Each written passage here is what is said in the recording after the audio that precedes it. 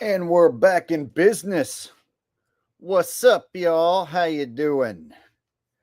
Welcome to a Saturday edition of the Jake Show, right? And speaking of shows,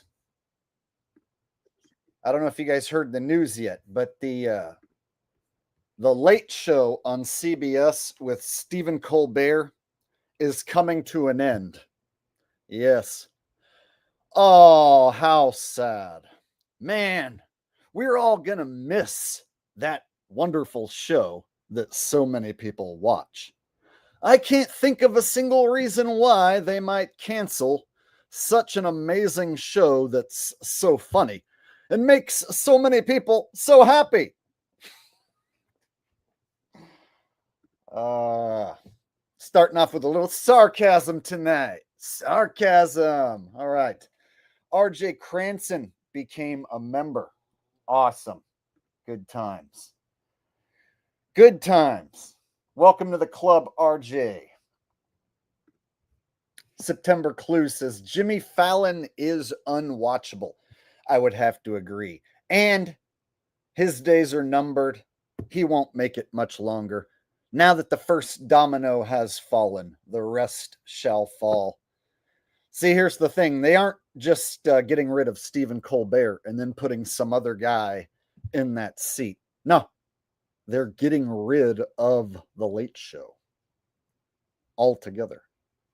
So, this thing that's been around for so many years, and they have employees and writers and staff members who make huge amounts of money that they don't deserve to make. Yeah, believe it or not, CBS realized, hey, there's guys on YouTube who are podcasting out of their basement, and they're getting more eyeballs and engagement from younger viewers.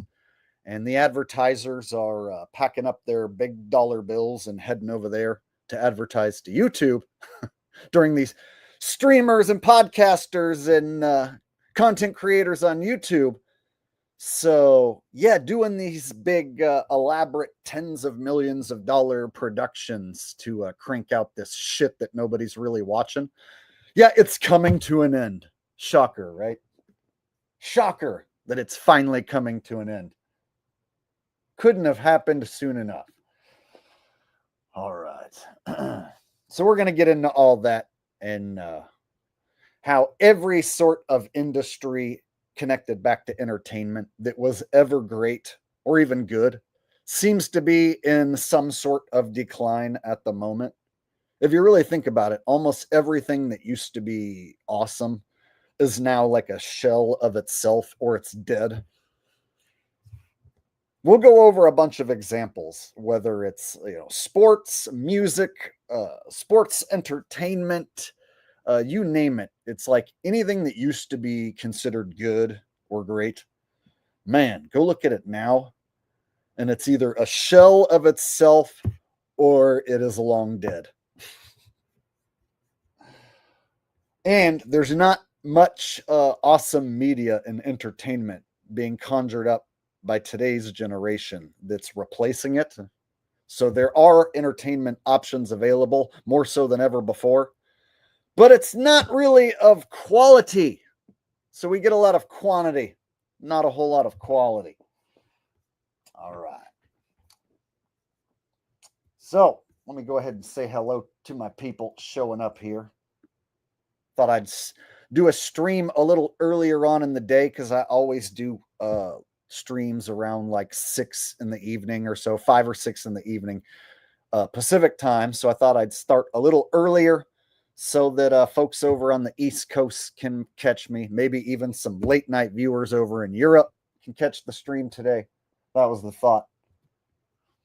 All right. Suzette Ann says Stephen Colbert is boring and not funny at all. I would agree completely. Sovereign Dirt with thumbs up and smiling emoji. And one baller says, what's good, my wigga? Not much. Not much good. Most everything sucks and continues to get suckier, it seems. All right. Bones says, Jake with the early stream. I love it. Ready for a great show. Rose Bell says, kindly give a pre stream thumbs up. Oh, how very sweet of you. If you would kindly do what Rose Bell suggests, hook a brother up with a thumbs up, getting us started. That would definitely get things rolling in the right direction for sure. And it looks like Zach W came in with the first super chat of the day, which is always greatly appreciated. Zach W. No message attached, just a super chat donation. You know, if you just want to give me a super chat donation and show some love and you don't attach a message, I still appreciate it just as much. Thank you very much, Zach W. Getting us started today. All right. So, you God, says Robert De Niro. Yeah, that's another example of somebody who at one time was like so many people's favorite actor. People loved him. Anywhere he went, you know, he'd be signing autographs and having people, you know, fawning all over him, telling him how great he is and stuff. And then you know, go against Trump and make it out like you're some sort of hardcore libtard. Suddenly, tens of millions of people no longer view you in the same light and will stop caring about the movies that you made. Stop caring about those characters that you played, right? So De Niro is an example of someone who at one point was like an untouchable movie star who has fallen quite a ways. So now it's not hard to find people talking shit about De Niro. You can just go find any random MAGA and bring up De Niro, and they'll be like, "Fat Robert De Niro, he's a freaking commie libtard. He needs to get out of this country. He ain't no real patriot."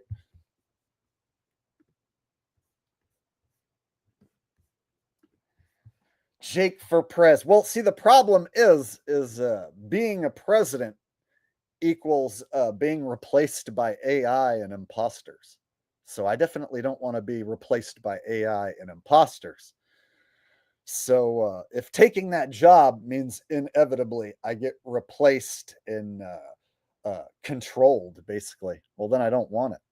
We don't know what a president who's not controlled looks like. All the presidents we've ever had have been controlled puppets. So we don't even know what it looks like for a real guy to try and run the country. And what the fuck does running a country mean? All we've ever seen is somebody fake run a country and a bunch of sheep who think that a president fucking runs a country. They don't. Once you come to the realization, presidents don't run countries. They just fucking pretend to do shit on TV. Once you come to that conclusion, then it's like, well, what does being a president really mean if all I've ever seen is a puppet? Fake it. And here's the thing, I like to make people laugh and talk about how, you know, the news is lying and stuff. Like, that's what I do. So I have no idea what it's like to try and like fix the problems of a country and like run a country. In fact, that seems like a lot of responsibility that I don't know if I even want to do that, right? So even if you were to be like, Jake, you get to be the first real president and decide what to do, I'd be like, whoa, that's a lot of pressure. I think maybe I just want to make people laugh and and not do that. See? So I don't even know if I'd want that job, man. Like, would you want that job? Seems like it would be quite a lot of pressure to deal with, you know, everybody looking at you, demanding that you fix this hellhole.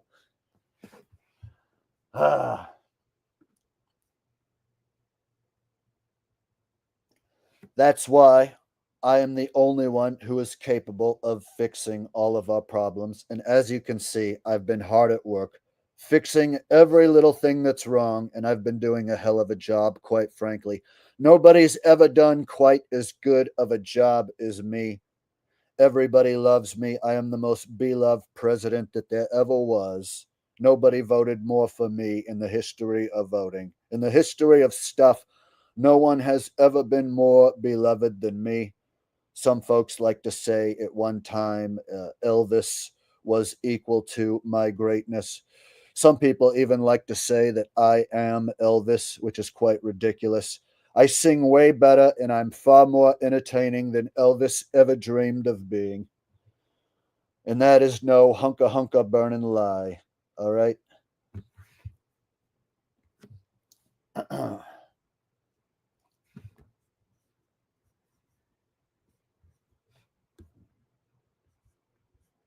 right. So let's go ahead and get us started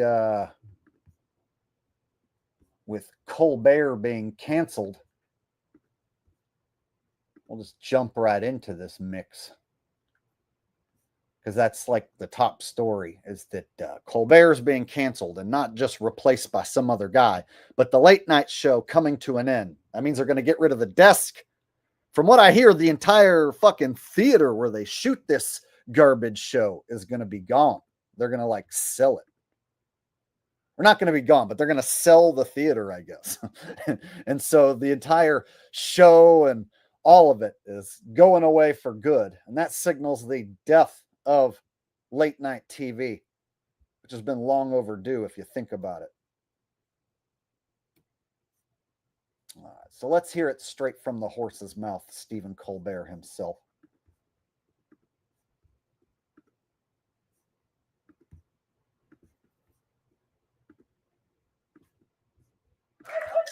Oh, hey, everybody.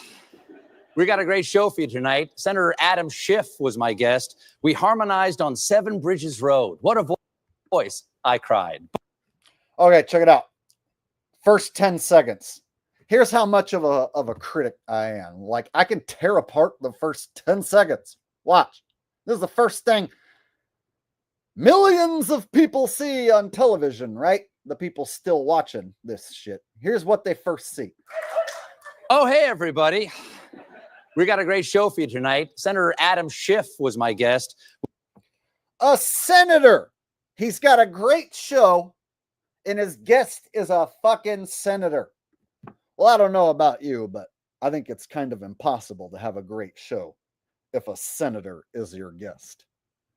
Now, if I was to have a senator as a guest, and then I was to rip into that senator and say, hey, what's with you being such a goddamn lying piece of shit?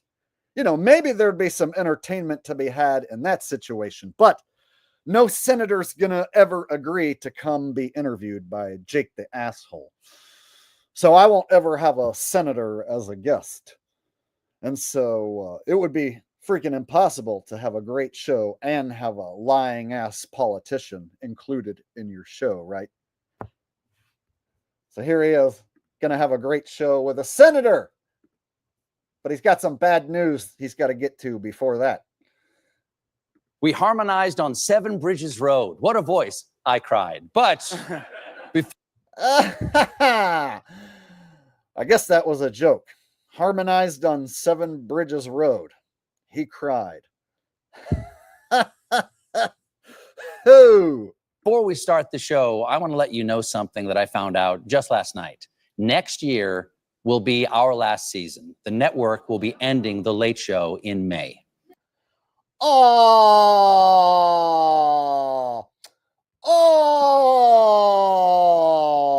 dang it. Oh, that sucks, man. Here, let's hear the crowd's reaction. And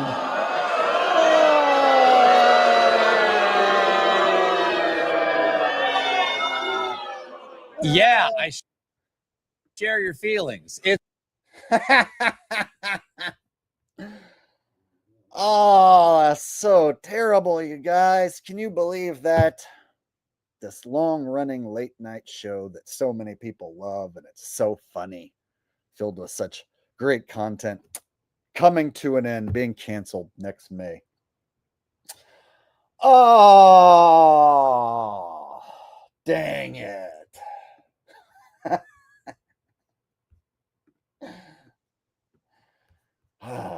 Well, I don't know about you guys, but let me be the first to say Na na na na na na na na.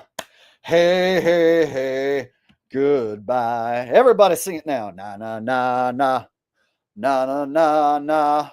Hey hey hey, goodbye. One more time. Na na na na na na na na. Yeah yeah yeah. Goodbye. Good fucking riddance, you overpaid, talentless fucking hack. Why in the fuck does this guy deserve to be paid millions of dollars to bring us this show that nobody really wants anymore?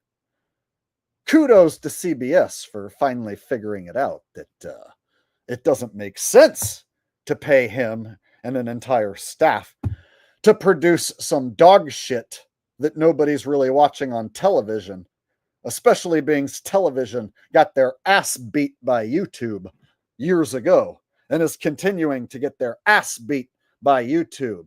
Hello, I'm a YouTuber, just about ready to celebrate 10 years of being a YouTuber. Hello, I'm partially responsible for kicking the shit out of television. You can partially thank me for the cancellation of Stephen Colbert. You're welcome. You're welcome. Yeah, I'm part of the reason why people choose YouTube over television. And I'm one of the few YouTubers remaining that's still real, still bringing real comedy, real commentary, real feelings without being bought off by a bunch of fucking corporations and sponsors. That's right. Still here. Gonna celebrate 10 years of YouTube. Sovereign Dirt coming in with a super chat. I appreciate that as we celebrate 10 years of Jake the Asshole.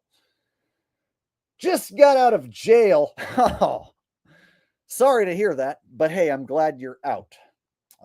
He says, could really go for a was up and land on the moon when you get around to it. Brother, man, since you spent some time behind bars and you're coming at me with some super chat cheddar, just as I was talking about how we here at YouTube have kicked the shit out of television and we are putting television in a fucking chokehold as we speak in real time, choking TV into submission.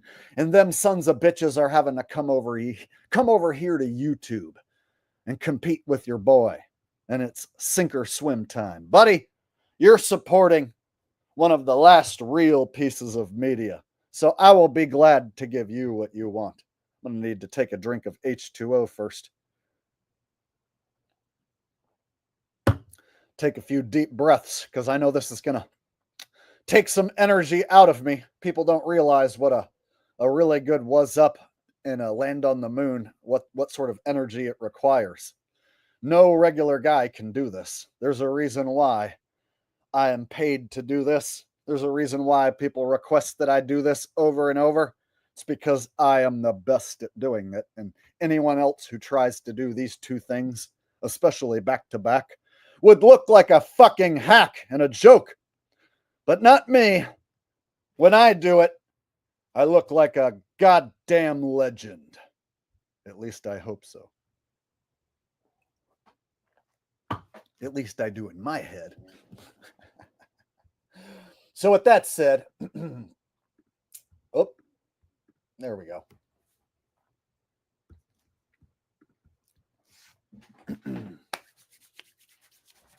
Sovereign Dirt, you wanted the best, and you got the best. The greatest comedian in the world performing just for you. Who was that?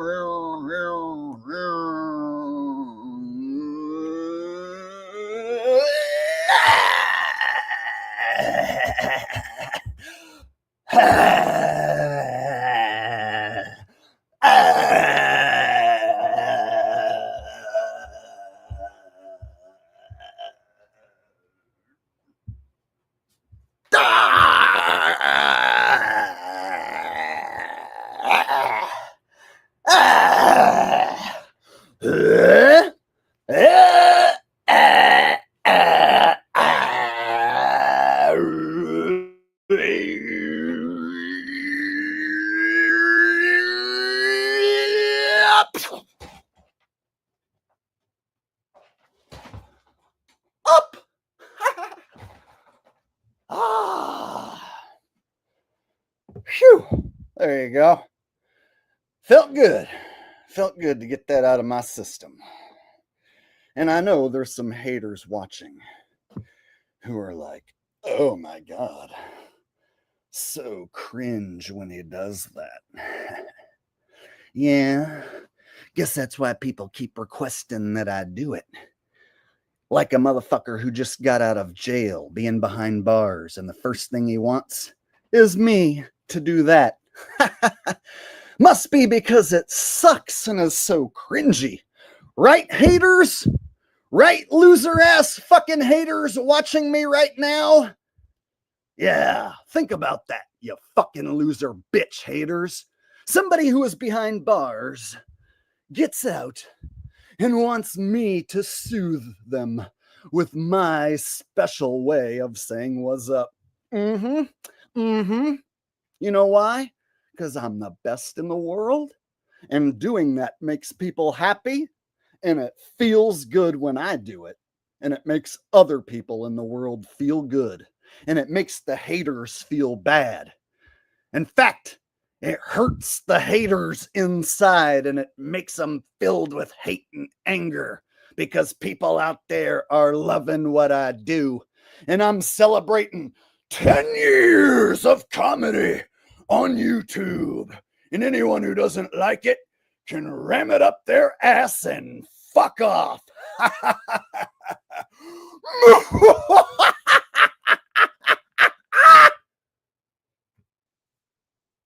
Now, I believe I have a second mission from Sovereign Dirt to accomplish. And it is that he wants me to sing Land on the Moon. He was behind bars, you guys. And now he's free. He has heard me say what's up, but he needs me to soothe his soul even furthermore.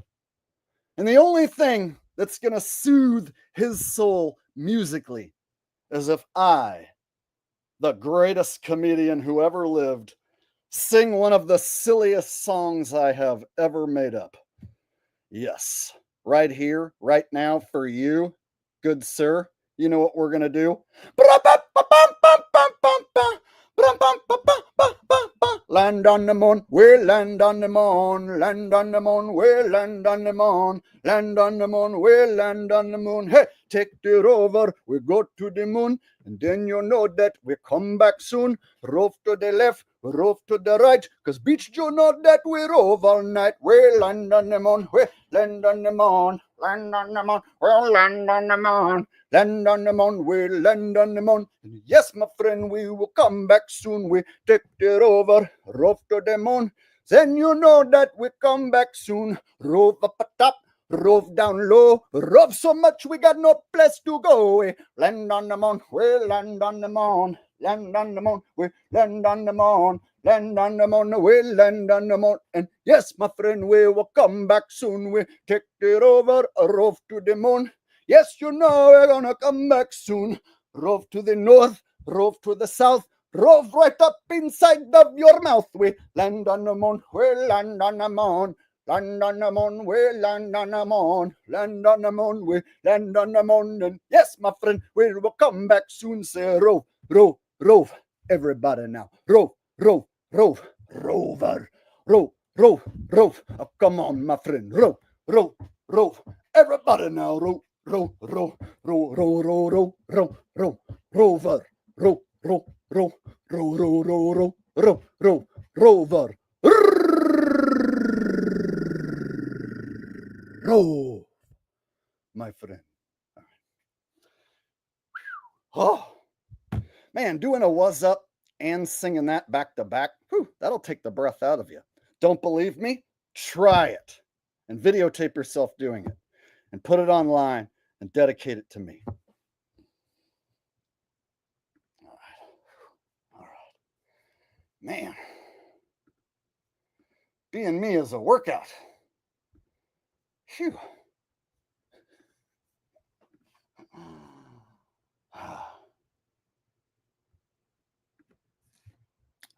Doxological Thinker says, can you do Roseanne Barr translating for Stephen Hawking? Bro, the other night when I was doing a Roseanne impression off the cuff, I realized, dang, I do a fairly good Roseanne, like, and I never really thought about, like, doing a Roseanne impression. It just happened. I played a clip and then I fucking did an impression. And then I was like, dang, that's pretty much spot on, right?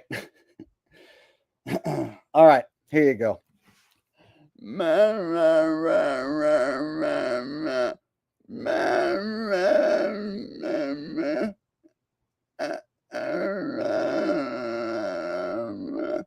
He says, greetings, Earthlings.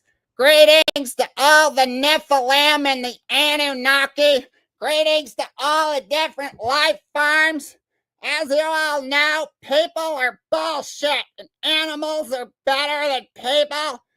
Animals know to shit in the woods and people shitting out of their mouth and fucking bullshit. We need to stop these fucking commies from trying to split up MAGA. Stephen Hawking told me we need to stop these commies right now. We need to say hello to the Anunnaki and the Nephilims. I'm going to be going on Alex Jones' show again next fucking week so we can stop these fucking commies from trying to stop fucking Trump from the fucking bullshit. Hello, Earth creatures. Thank you for tuning into my show. Stephen Hawking is here and I'm translating for him right fucking now. That's pretty much exactly how that would go, right? Why do I do such a good Roseanne impression? Why? The thing is, that's one of those that just happens. I don't have to practice it. I just do it and it works. I didn't need to like hone in that skill. I just played a clip of the fucking shrieking terrible bitch and then was like, this is really easy. All I gotta do is just make the same fucking sound that she's making and everyone's gonna think it's hilarious. Ah! Sovereign Dirt coming in with another super chat. He's so pleased with what I gave him. He doubled down his super chat love just to give me a thumbs up and a happy face. Thank you, brother. Glad you appreciate and approve. That means it is a job well done on my end, which makes me feel good. So hell yeah. Satisfaction. Feeling it right now. Hell yeah. Guys, there's a reason why your boy still hanging tough on YouTube after all these years. Still the one. Right? Still hanging around. You know why? It's because y'all motherfuckers can ask me to do an impression of Roseanne translating for Stephen Hawking's.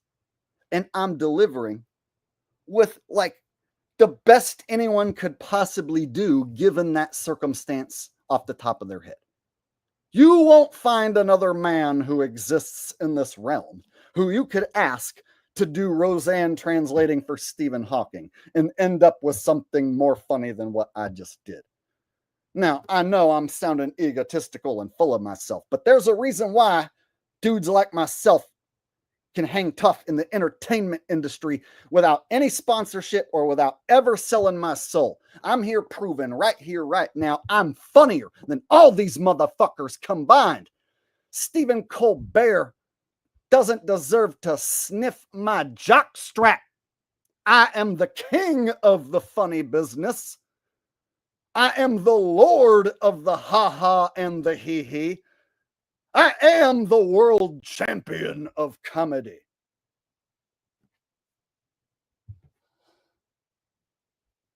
And I'll prove it over and over again. Unlike these other fucking hacks whose best days are behind them.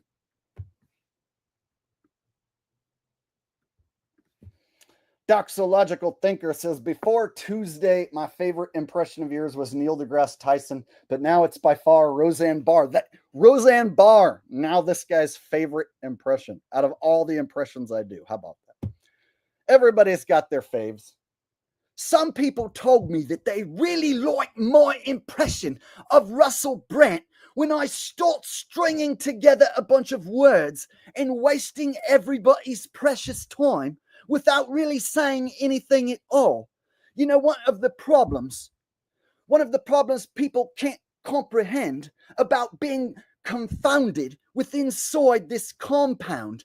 People are trapped diabolically amongst the dialogue of the diatribe, independently, indiscriminately, unable to indecisively indecipher with measurability all accounts, technologically speaking, of technological values, indiscriminately, incongruently, educationalistically, outstanding, lusciously, underappreciation significantly. So some people told me Russell Brand was their new favorite impression. So I guess it just kind of depends on what you've seen me do lately, right? What's fresh in your head. Thank you, Doxological Thinker. I'm glad I could fucking amuse you. And you know what's easy about doing this voice, you guys? Is it doesn't hurt my fucking throat. There's other voices and impressions I do that fucking hurt my throat, and it's bullshit. I can pretend to smoke cigarettes and sound like Roseanne, and it's not taxing or hard at all. In fact, it's really fucking easy. In fact, I might be a better Roseanne than Roseanne. Somebody better go tell Roseanne she's got competition. I might steal the little bit of audience that Roseanne has left if I keep doing this. How about from now on, I just do this and I focus on stealing Roseanne's current audience? That'd be fucking hilarious, wouldn't it?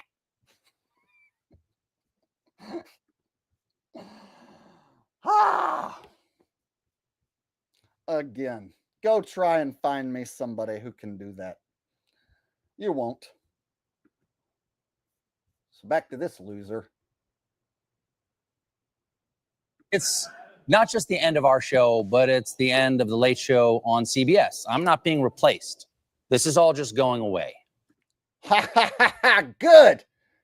Good! There's no reason why he should make $10 million or whatever. And there's no reason why tons of writers and staff members should be producing this. If Jake the Asshole can sit here by himself for 3 hours and come up with 10 times more funny shit on his own, then fuck this guy. He doesn't deserve any of this. And it should go away. And even the corporate dick writers who like this sort of shit have to realize the bottom line. Oh, nobody's really watching this anymore. The younger generation doesn't identify with this. The younger generation doesn't care about this at all. And the advertisers are taking their money elsewhere. So it's not profitable. So when something becomes not profitable, it's time to pull the fucking plug. So we're finally, after all these years, seeing the end of the late night show era. So guys, him saying that this is going away, that means Jimmy Fallon and Kimmel are next. You might see him hang around for a few more years. Fallon and Kimmel are next. All of them are going away. And I say good riddance. Get gone. And I do want to say, that the folks at CBS have been great partners. I'm so grateful to the Tiffany Network for giving me this chair and this beautiful theater to call home. And of course, I'm grateful to you, the audience, who have joined us.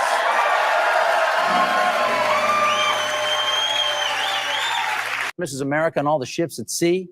I'm grateful to share the stage with this band, these artists over here. And I am extraordinarily, deeply grateful to the 200 people who work here. 200 people.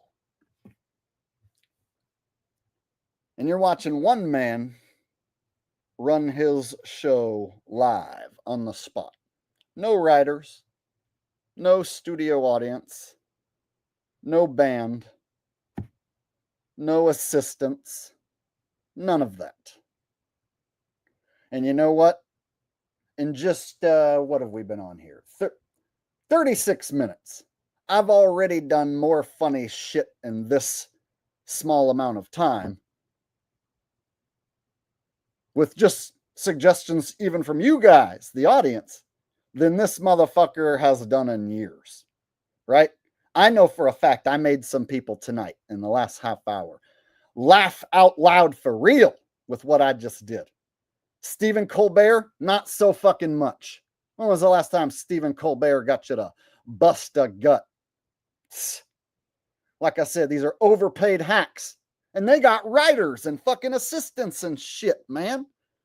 So yeah, it's about time the corporate bigwigs are like, hey, you know, there's these YouTubers who run streams and get people to donate and follow along, and they have an actual connection with their audience. Meanwhile, this garbage that they're putting out, yeah, nobody's really watching this. And the people who are watching this are really old and dying out.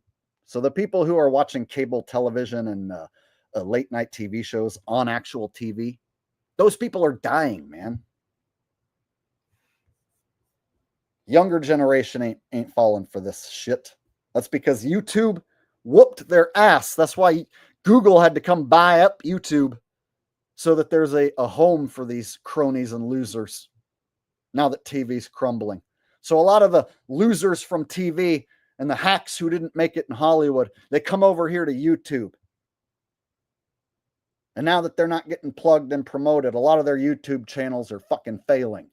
Go look at a lot of these washed up hacks trying to carve out a living over here on YouTube. It ain't working out so well for them. People are finally realizing a lot of these guys were never really funny. They aren't truly talented. They aren't worth what they're paid. And it's nice to see it's not just late night. It's the entire entertainment industry, Hollywood as a whole, flopping. Less and less people watching TV. All right. Evan here says late night TV is the purest form of MK Ultra Matrix mind control, and it's not even funny. Why can't these talentless hacks just take their money and go away? No one likes them. Bro, we are so far removed from Johnny Carson. So when I was a little boy, I remember seeing Johnny Carson on the TV screen, and then he was replaced by Jay Leno when Carson retired. Then Jay Leno hit the scene. And then Leno and Letterman ruled those slots for however many years, over a decade. So I remember when I was a little kid through my teen years into my 20s, it was Leno and Letterman and Leno and Letterman and Conan. And they ruled those spots. And then they replaced them with hacks who weren't as good as those guys. So Letterman and Leno, not really that funny. I think Conan is a funnier guy. His goofiness and ability to create comedy on the spot is better than Letterman or Leno.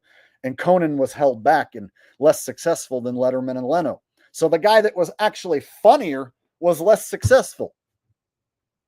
And so those guys were replaced by fucking less funny guys, Fallon and Kimmel and Colbert. So now there's no one left to replace them with. There's no YouTube influencers who you can stick over there on TV and get a good result in a high viewership. Nobody wants to watch TV. No one wants to sit there and watch actual television anymore. People would rather stare at their phone or watch something here on YouTube. And when people come here to YouTube, they want to watch a genuine person more so. So a lot of people would rather watch a YouTuber they feel a connection with somehow, rather than some late night TV schmuck who's reading jokes that they didn't write, that aren't funny. So yeah, that form of entertainment is so far dead. Like the amount of people who like have that soft spot in their heart for Johnny Carson and Letterman and shit, like they're dying. Those boomers are dying. And their late night form of entertainment is just about dead. It's in its final stages. Thanks, Evan. I appreciate the super chat donation. Oh, and then Amber. Looks like I missed one from Amber. My bad. Got to ranting. Missed this one from Amber. Said, in the words of Tupac Shakur, you are appreciated. Appreciated. Don't you know love is sweet lady?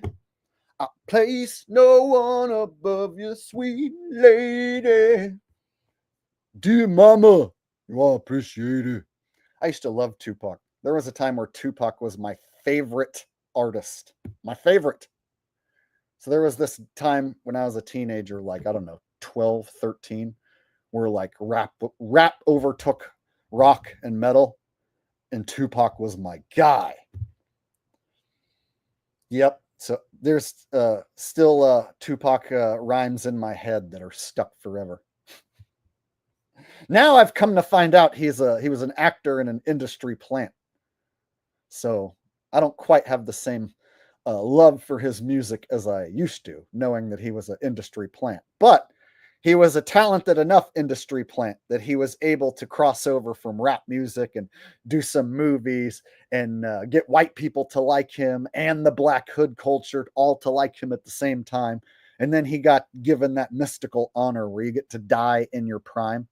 So they only let certain people die in their prime and get remembered like that. See, only certain characters get to do that. There's a whole lot of other celebrities who don't get that mystical honor of the fake death, and then they have to continue performing over and over and over and over and over.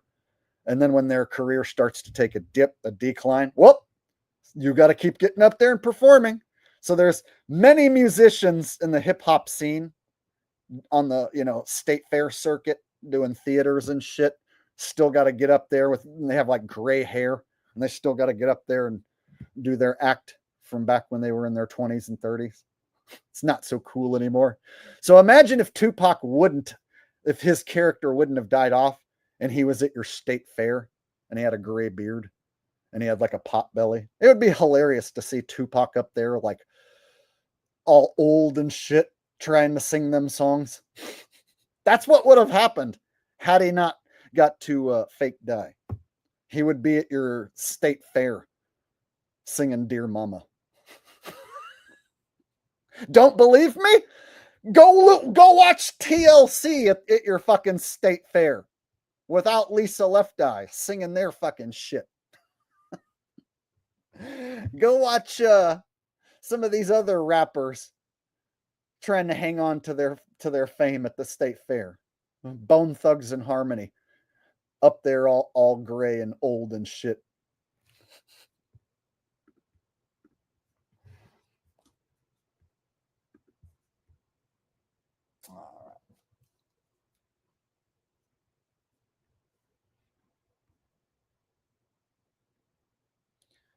All right, so some YouTubers were talking about how Stephen Colbert got canceled and how it's being blamed on YouTube.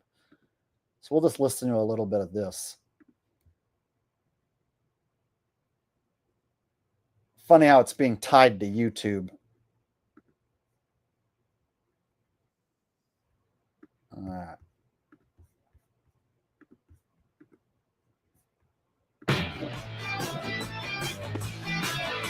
Hey, they canceled Stephen Colbert and they're blaming YouTubers. I'm not even kidding. We're going to talk about this. I'm sure by now you've heard that Colbert has been canceled. He's going to be done in less than a year. A lot of people unhappy, a lot of people happy.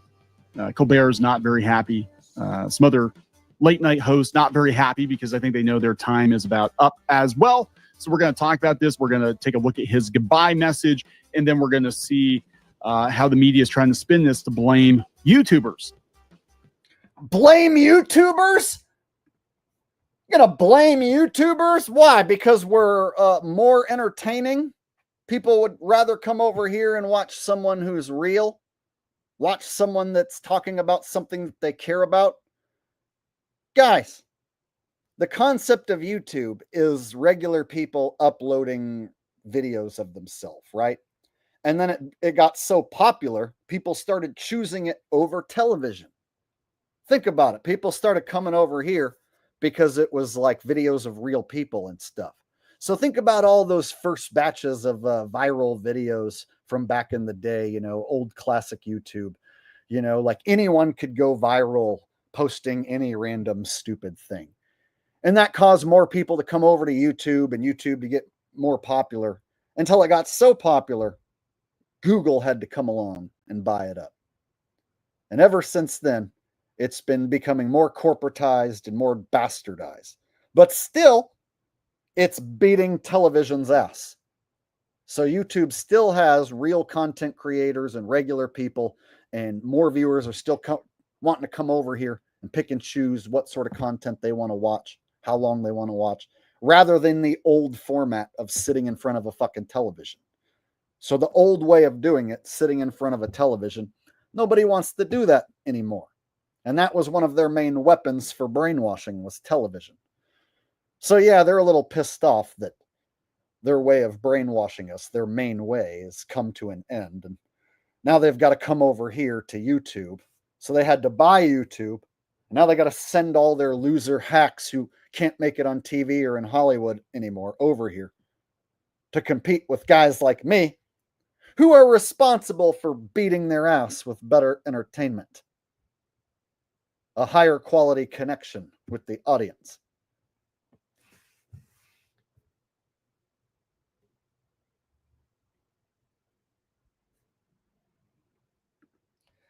Did I like Belle Biv DeVoe? Didn't they have like 2 hits? And off the top of my head, I'm forgetting what their hit was.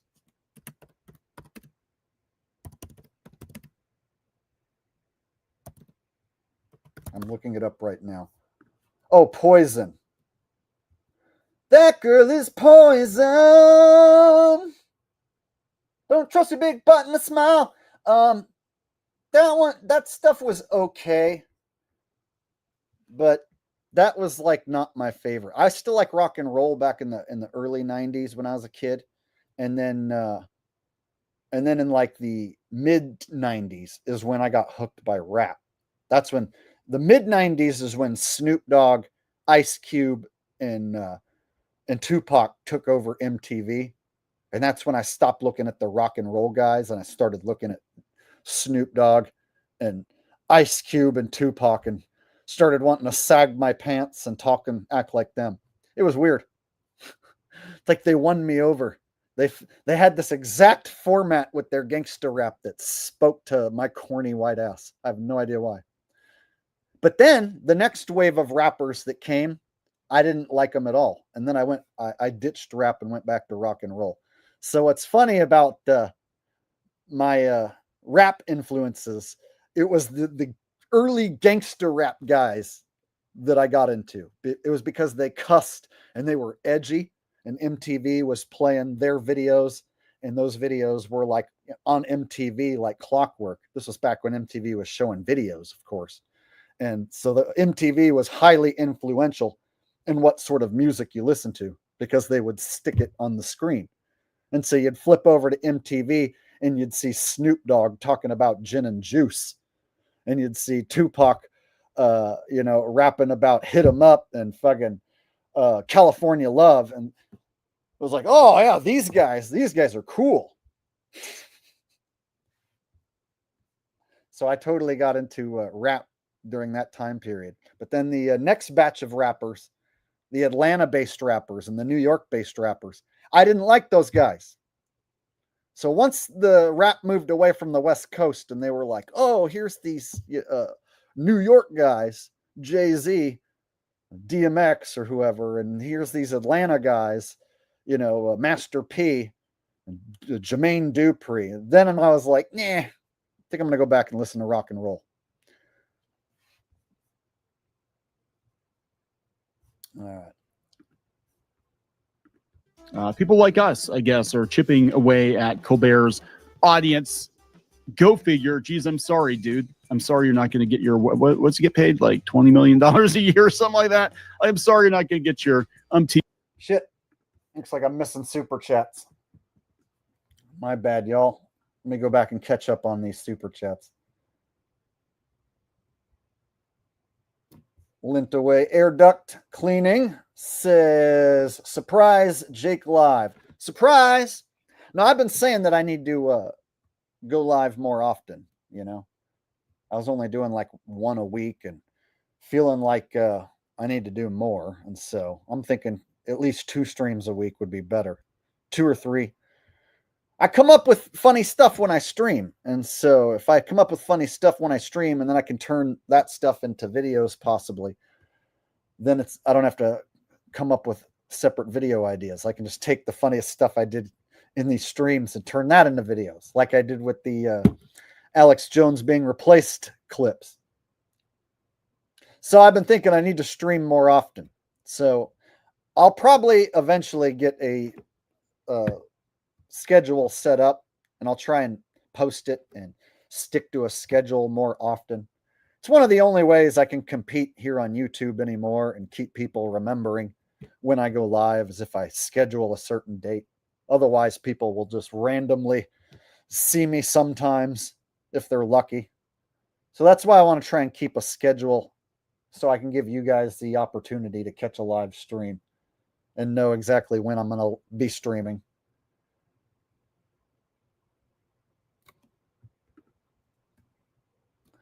Doxological Thinker says, we don't need a laugh or clap light to come on when we're watching you, Jake, because you're the real deal.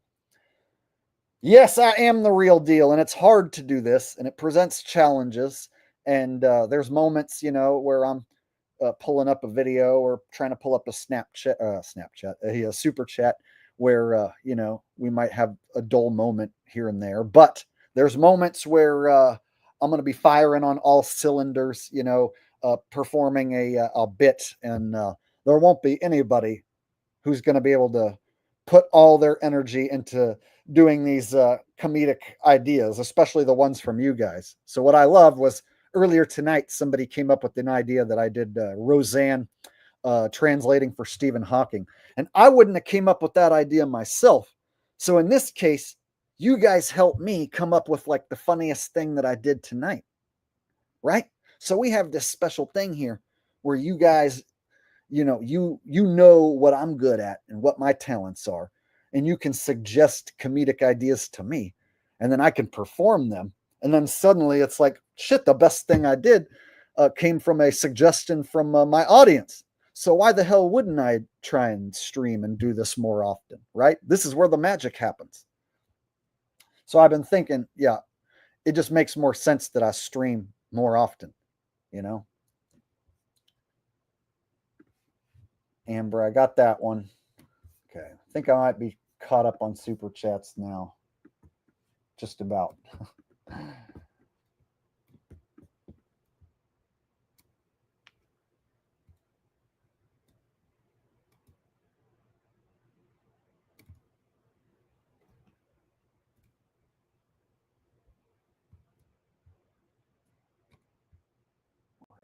All right. Yep. All right.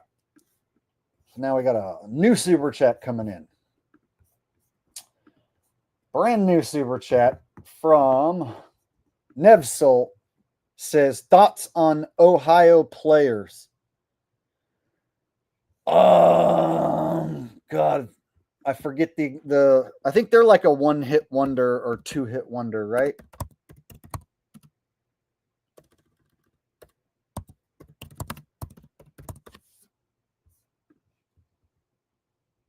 Oh, fire, bum, bum, bum, woo, woo, woo, fire, bum, bum, bum. Okay. Gotcha. R&B and funk band. Yeah, they were cool. I honestly haven't like went back and really like listened to a bunch of their stuff or anything, but just looking up their songs, I recognize a few of them. So that sort of music is palatable for me. And so if I was to go back and dig into some of that stuff, I would probably enjoy it. I like funk music and, bands getting together and playing music the old fashioned way, you know, and musicianship, that sort of thing, which is dying out. That's another sad thing, man. Real musicianship is dying out. All the good bands are on their last leg and they're really old. And so when the last of the classic rock bands die out, then we're going to have the 80s bands hanging on to their last leg. And once the 80s bands die out, then we're only going to have some 90s bands and some early 2000s bands. Not much left. So if you think about it, we've only got maybe another decade or so left of these classic rock bands hanging on to their last dying days.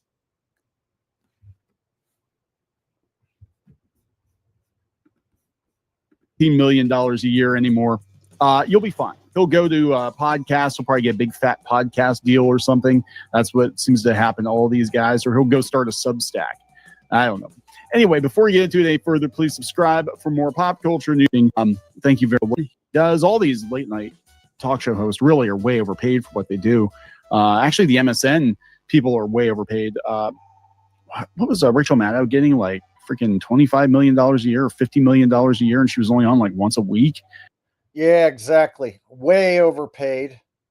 And then you got to think of the staff, the band, production costs, building costs, everything.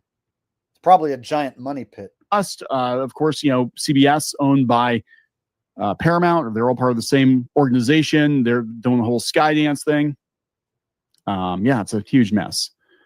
Late night hosts are just like us. They vent in group text too. So it is that Late Show host Stephen Colbert, Tonight Show host Jimmy Fallon, Seth Meyers, and Jimmy Kimmel, and John Oliver commiserated in a group text stemming from their strike era podcast, Strike Force 5.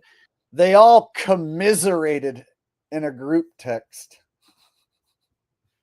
Oh, all those miserable hacks commiserated in a group text together. Oh, how sad. Their days of being fucking loser hacks on television, creating unfunny, time-wasting content is coming to an end. Oh, for those of you who missed it earlier, na na na na, na na na na, hey hey hey, goodbye. One more time, na na na na. Everybody now, na na na na, hey hey hey, goodbye. Good fucking riddance, you talentless hacks.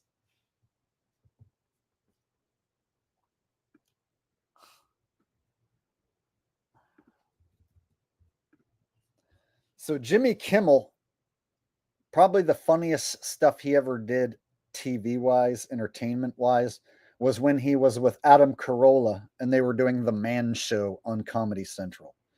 It was lowbrow, but they did a few bits that were worthy of a few chuckles. But I would say Adam Carolla was the funnier of the two guys. So out of the Man Show hosts, Adam Carolla was the funnier dude. But if you go back and look, the Man Show at least had Jimmy Kimmel doing something slightly funny and amusing. Whereas once he became the host of the late night show, once he got that spot, he was like corporatized, bastardized, and castrated. It was like they found this perfect yes man who they could turn into this corporate bootlicking fucking script reading cuck who would read these hack jokes and smile at the TV screen. I guess they saw something in him that they didn't see in Adam, because Adam Carolla's career never went anywhere near as far as Jimmy Kimmel. And when you tie him back to the Man Show, it was like Adam was the funnier dude. So obviously being funny and being talented isn't what gets you to the tippy top. Furthermore, like I said earlier, Conan O'Brien was funnier than Letterman or Leno. as far as like creating actual like funny haha moments on the spot. Conan was uh, a more talented guy than the other two hacks who were bigger. So funny doesn't equal being higher paid or the best or getting the most ratings.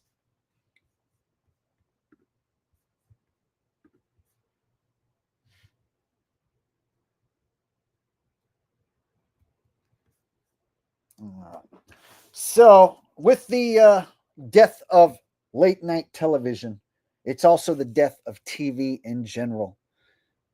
And it's partially due to people choosing YouTube and streaming services and just scrolling on their phone. Even some shit like TikTok, some brain rot shit that I would never watch is also partially responsible for Hollywood dying. So Hollywood is a giant industry. So one of the nice things is less and less people are listening to Hollywood celebs. Hollywood movies are tanking. So Hollywood as an industry coming crashing down. So less and less corporate dollars are being pushed behind these celebrities. So they're starting to sink. And that's actually one of the good things that we're seeing happen is that people are turning their back on celebrities, turning their back on Hollywood. Now, there's still sheeple who believe in the fake news, so people aren't waking up.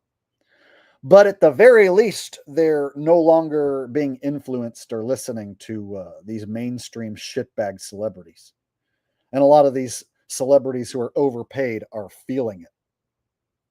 You can't keep collecting millions of dollar paychecks if that money ain't coming in from somewhere.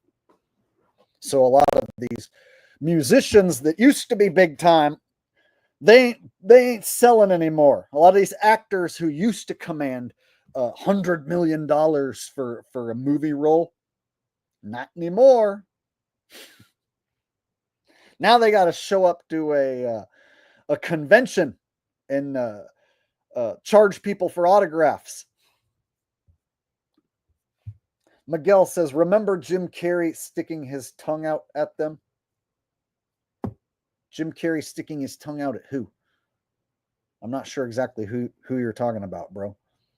So thank you for the super chat, but off the top of my head, I'm not sure exactly who Jim Carrey stuck his tongue out at. Jim Carrey has been used to play both sides of the fence. So they've had Jim Carrey come out on a late night show and say, all of this is scripted and you are working on behalf of the Illuminati, right? But when he does that, it's like he's being sarcastic and making it look like it's a big fucking joke. And he was in Hollywood movies helping to brainwash people. So Jim has been used to play both sides of the fence. And it's not like you see Jim coming out now pointing at the fake news and telling you that the news is fake out of the kindness of his heart, right? So you never see any of these celebrities coming out and do what I'm doing and tell you the truth about what's really happening. So Jim has been used to point out the truth and gaslight those of us in the know.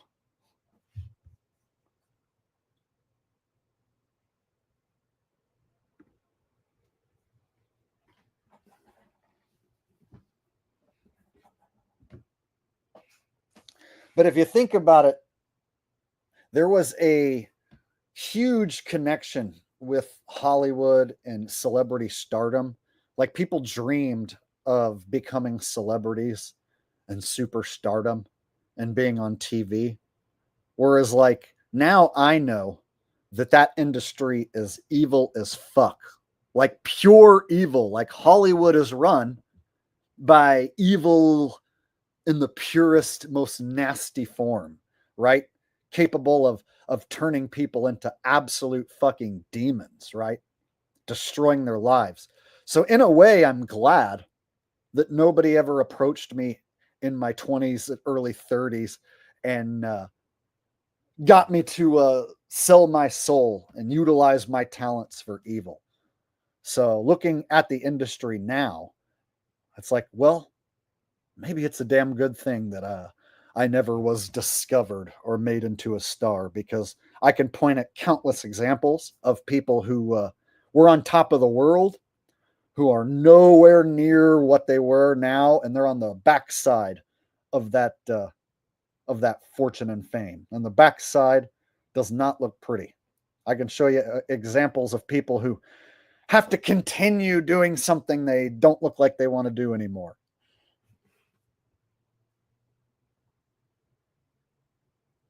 Whereas I still enjoy making you guys laugh, you know? I enjoy pointing out the truth and trying to make sense out of it and make something funny out of it, coming up with funny ideas.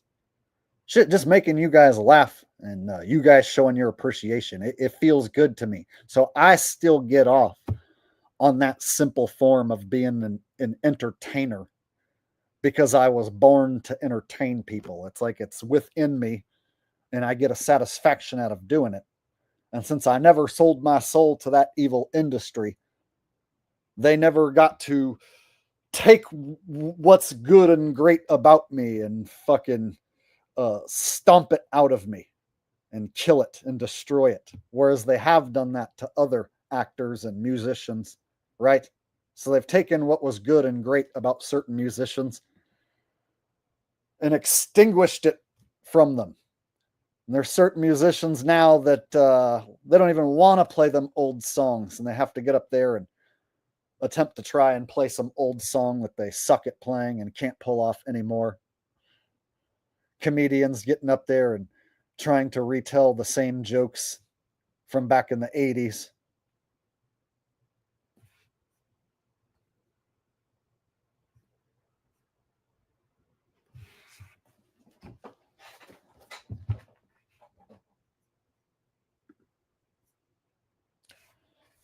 Yes, meanwhile, I get a kick out of trying to create this shit on the spot.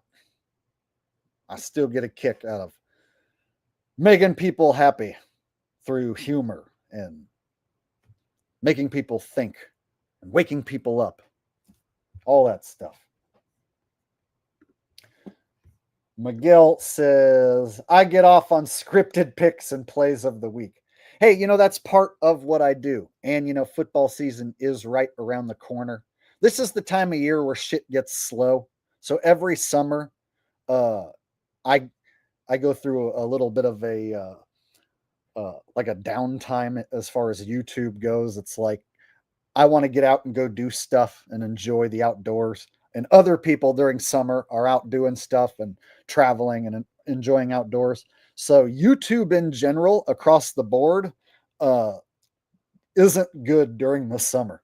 So most everybody's channel right now during the summer is slumping. And so there's something about this time of year where shit just kind of slows down. And I want to be outside doing stuff and I don't want to be cooped up in the office. So I'm looking forward to creating content outdoors and coming up with some new stuff. And guess what, you guys? The new camera came in yesterday.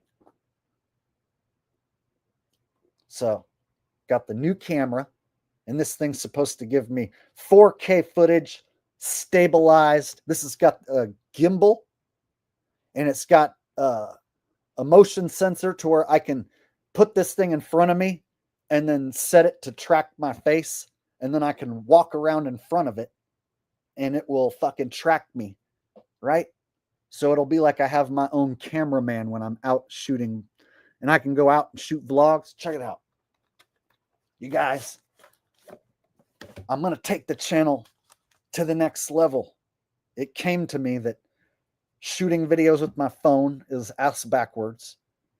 I should be shooting videos with top-notch cameras and creating the best videos that I can for you guys, even if it costs a lot of money, even if I don't make back the money in one video or two, right? So check it out. Along with the brand new camera, right? I got wireless mic.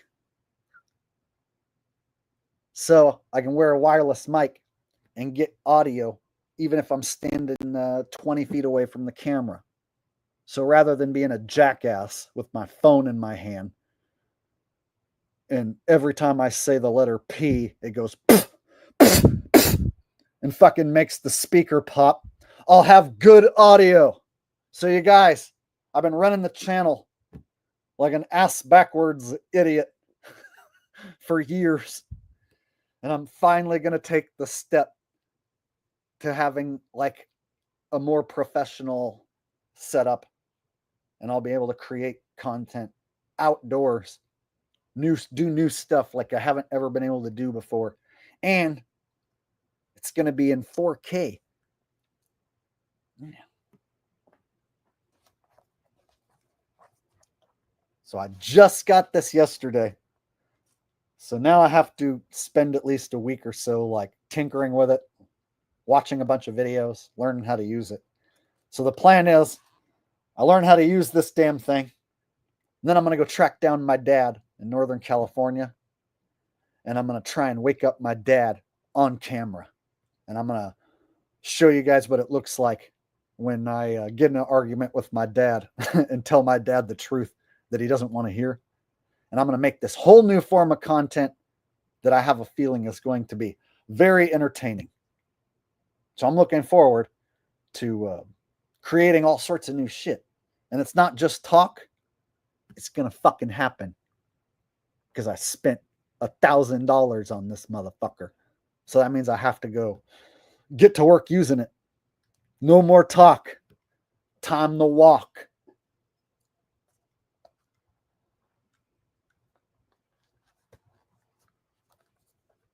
All right.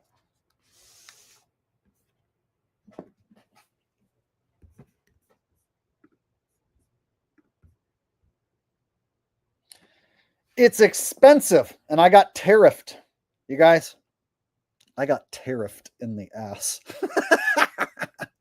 So before the tariffs, I could get this whole package. It's not just the camera. It's the extended battery, the tripod, the wireless mic, wide angle lens, a few other little accessories. So it's the combo pack. So before the tariffs, you guys, this was like, I want to say like $750, $800. And now it was $979 plus tax. So it came out to $1,055 total. And here's the thing. I need to order another wireless mic because this is only one.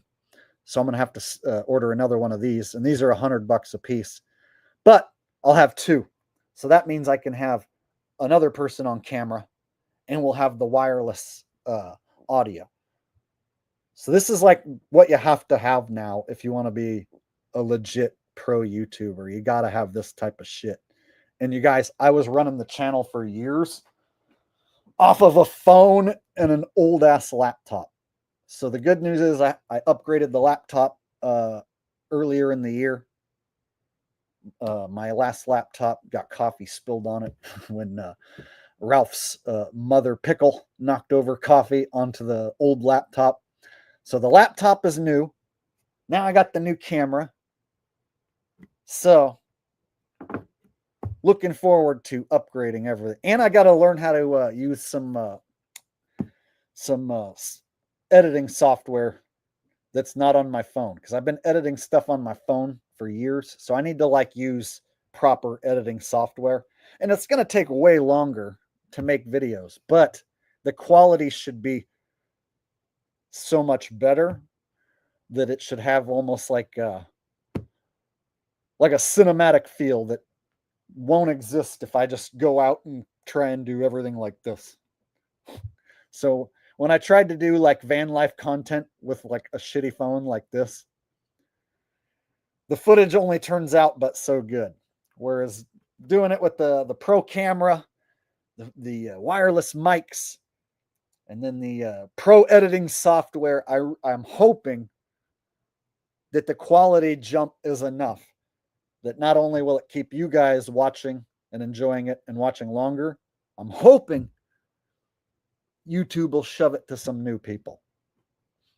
Now, I can hope in one hand and shit in the other and see which one fills up fast. But I have a feeling, at least, that if I improve audio and video and I come up with a good content idea that I've never done before, you guys will tune in and watch it and watch longer, which will cause YouTube to hopefully show it to people. And then hopefully it resonates with them. So that's the plan, you guys. Go create this new content where I try and wake up my dad. And I also want to do more outdoor stuff. You know, I got this dog, so I always have to take the dog out for walks. And I get tired of being here in the office, and I want to go out and enjoy my life and do fun stuff outside the office. I get sick of looking at all the shitty fake news. So I have to come up with content outside of this and outside of the fake news. But I'll still break down the fake news, still do the football content. So I'm just going to add to my repertoire, if you will. Going to add a new type of content.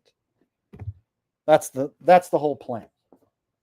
So, exciting shit, you guys. I got the kit in my hands. And all I got to do is just learn how to use it, which will be easy, hopefully.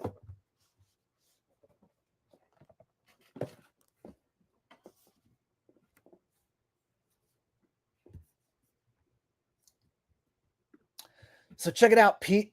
I talked to my dad yesterday, and he's so excited. My dad has a plan to save the world. And his plan is to get rid of the donkeys and elephants. And he thinks that this plan's going to work. So he thinks if somebody just listens and then puts it on the internet, that it's going to blow up and everyone's going to agree. So my dad is dying for somebody to listen to him and put it on the internet. Here's the thing. I know what my dad's going to say. And there's some good things about what he says, but there's some things that are fucking retarded and he's delusional. And so I'm going to let him say his entire thing without interrupting. And then when he's finally finished, I'm going to point out the flaws in his plan. And then he's going to try and argue. And I'm going to shoot down those arguments. And I'm going to try and wake him up. Because the one thing he still hasn't figured out that I want to get through to him is that the news is fake. So the main goal, you guys, I want to wake up my dad that the news is fake. And even if I can't do it and I fail, I want it on camera. I want to prove that I tried. I want to prove I tried my best to wake up my last remaining parent. My dad is old and doesn't have many years left, and he's wasting his life. He's angry. He reads the USA newspaper, and he's angry about how the world's going, and he wants it to change, and he has a plan to fix it. And he's very passionate, except his plan has a major flaw.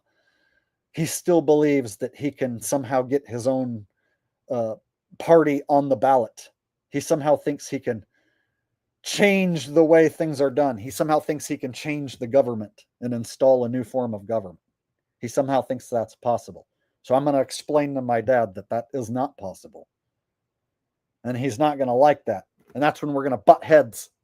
And I'm going to catch it all on camera, every dramatic moment. And it's going to be intense because he's an intense dude and so am I. And I already know how to defeat everything he's going to say. And we've done this before, and it turns into us not talking for 6 months or a year. So I want to capture it on camera. Me staying calm as a cucumber, defeating him in every argument that he creates, and systematically trying to help him and wake him up. I want it on camera that I tried my best to wake my dad up. And I got some ideas on how I'm going to do it this time that are going to be so fucking entertaining.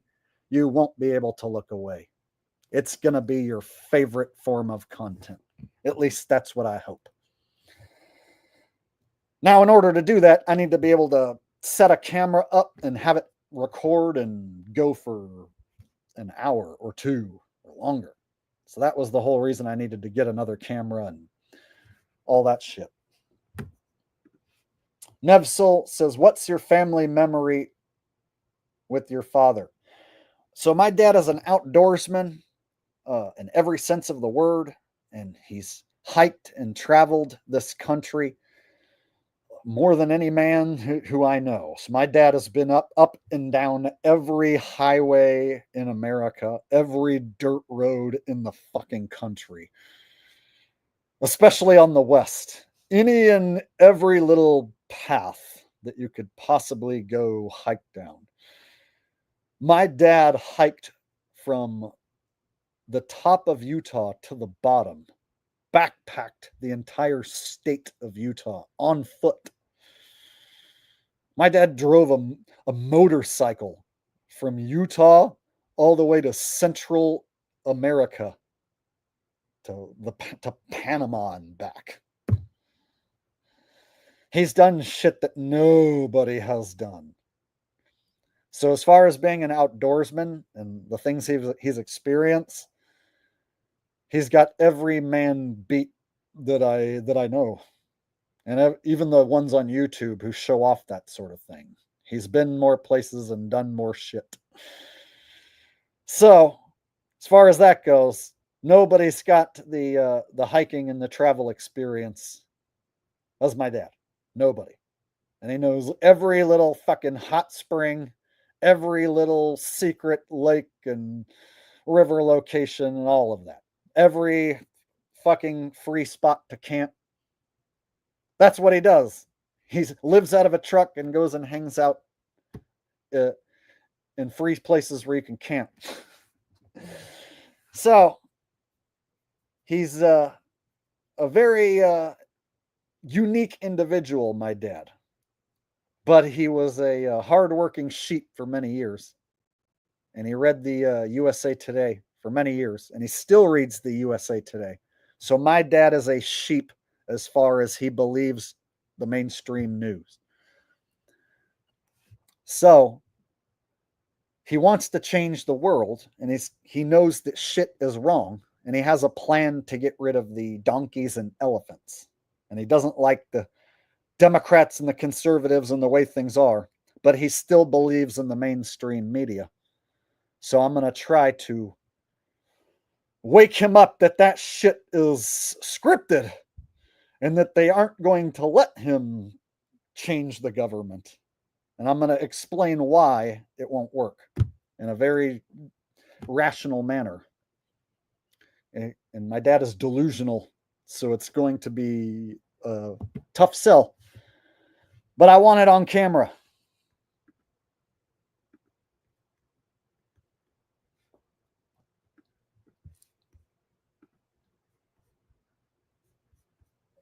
Looks like I missed some super chats while I was ranting. And this goes back, to me and my dad having issues many, many years now. Ever since I said that the earth is flat, me and my dad haven't seen eye to eye. But he's excited that somebody's going to come listen to him and put it on the internet. He just doesn't know what I'm going to do with this footage or what I'm going to say. Dwight Vanderpool says, Smedley can DX Black Cat Dog. Bro, every time you say one of your things, I have no idea what you're talking about. So I appreciate that you're a big fan of the channel and that you're a member and that you send super chats. But bro, every comment you make, you misspell every word. And it becomes like a challenge for me to try and figure out what you're saying. So you're that guy who purposely misspells everything. But you seem to love me and the channel. So it would make me feel bad to be like, bro, fucking stop it. But straight up, dude, I don't know what you're saying. And it becomes a pain in the ass to try and figure it out. So I can only spend so much time and energy trying to figure out what you're saying, dude. So I don't know why you get such a big kick out of misspelling everything and making it so weird for me. But you make me uncomfortable to have to try and read it to where I just say fuck it. And then I just hit the thumbs up. So bro, you're to the point where anything I see you type, I just hit the like and the thumbs up and the heart button. And I just go on about my day. It's because you're purposely misspelling everything. And I don't get why you would do that.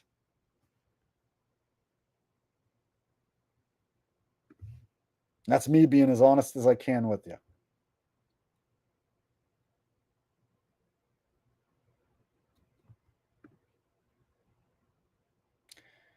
Please do Smedley and Black Kiss.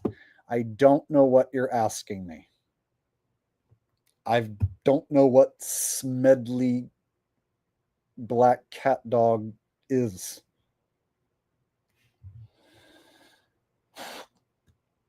So here's the thing, bro. I like to please my audience. If somebody has something they want me to do, I totally want them to be pleased.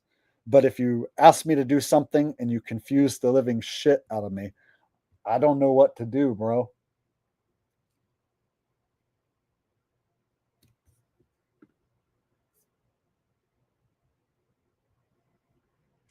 Every single comment from you, every word is misspelled.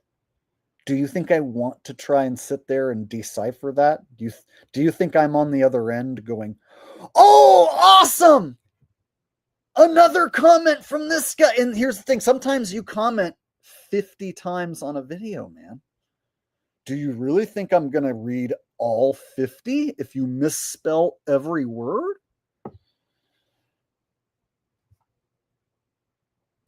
So here's the thing, when people like wonder what it's like to be me or a YouTuber and what I have to put up with, imagine somebody who sends you super chats and who seems to like you misspells every single word on purpose and comments relentlessly.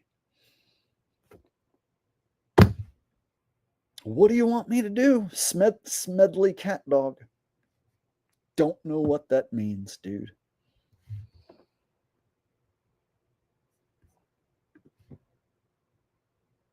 I don't know what Smedley Cat Cartoon Dog. I don't, if that's a cartoon, I've never watched it. No one's ever asked me to do Smedley. I've never done a Smedley. I don't know what you're wanting me to do.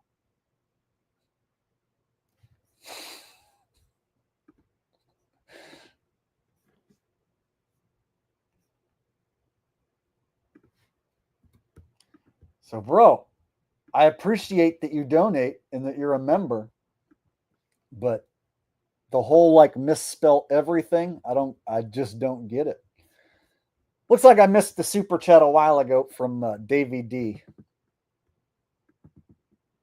There's somebody who's thinking that this whole thing's funny.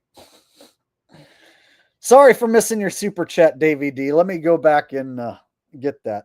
When I get to rambling about my dad and this plan where I'm going to interview my dad, it's like this thing I've been planning for like over like a month now. And so I'm excited about it. And the fact that I'm going to go spend some time on the beach and hang out with my dad, try and wake him up, and I'm going to get this new content, and it's going to be different. And I'm going to use the new camera and really spend some time on this. It's like I'm excited about it. So if I ramble on and on and on, I want you guys to know it's because there's something that is telling me something, I don't know, speaking to me, telling me, hey, go make this new form of content with your dad.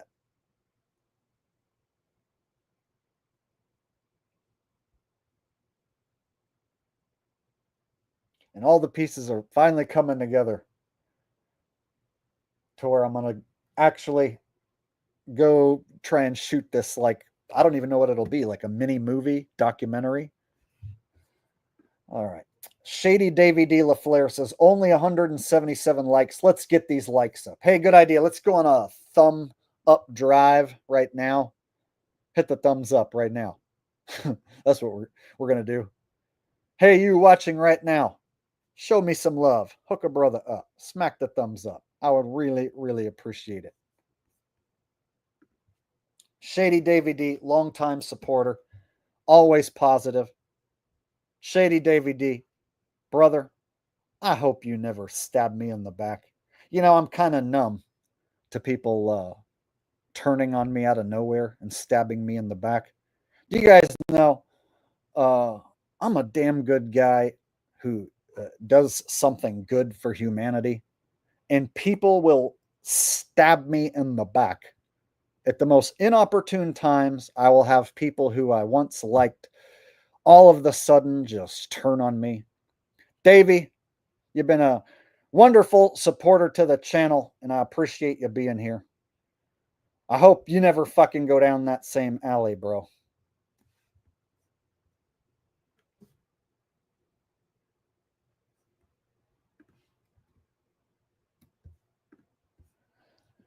Smedley cartoon, please. I've never done a Smedley cartoon. I don't know what you're asking. So when you asked me to do Smedley Cat Dog the first time, I don't know what Smedley Cat Dog is. If it's something I have done before that people have requested several times, I'll know what you're talking about. But as far as Smedley cartoon cat dog goes, I don't know what that is.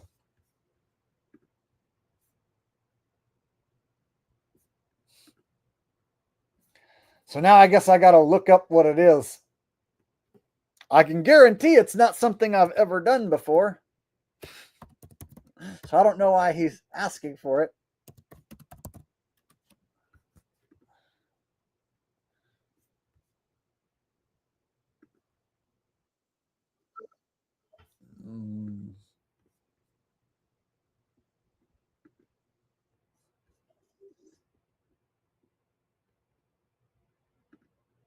I'm not trying to get copyright claimed, so I'm not going to play it. But Chili Willy versus Smedley. Are you talking about some old cartoon character? If you're talking about some old cartoon character, I don't know who it is. And I'm hesitant to play a clip of a cartoon that might be copyrighted, because then I'll lose the monetization on the stream, and then I'll have to go in and edit it out. And if I do that, I lose every single live chat message. So I don't really want to play a copyrighted cartoon, bro.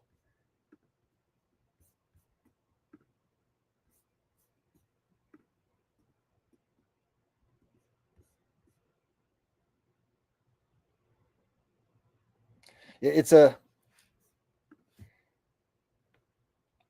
a cartoon I've haven't watched, or maybe haven't seen in so long that I can't think of what the voice is. And here's the thing, if I can maybe play it on my end, but I don't want to play even 5 seconds of the cartoon, because me playing a small clip of the Candace Owens video got copyright claimed.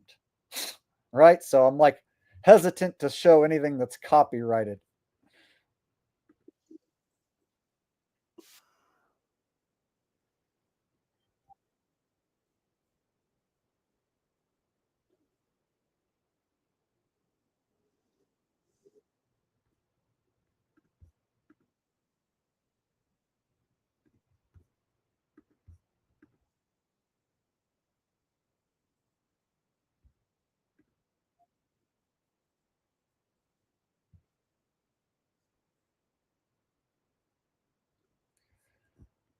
All right.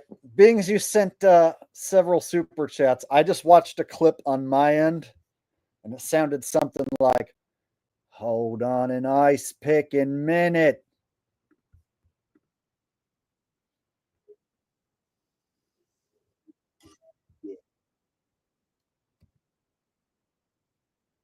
I got a 5 ice cube writing. Hold on a stinking minute.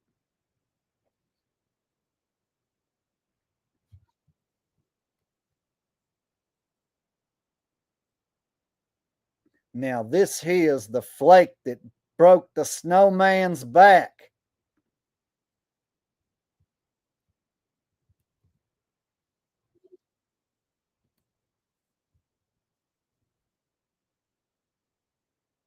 As a gentleman, this shouldn't bother me. Is that what you were looking for? So I just watched a clip on my end. I don't know. I feel like I'm imitating the voice decent. That's what he sounds like, at least. But I've never watched that cartoon in my life. So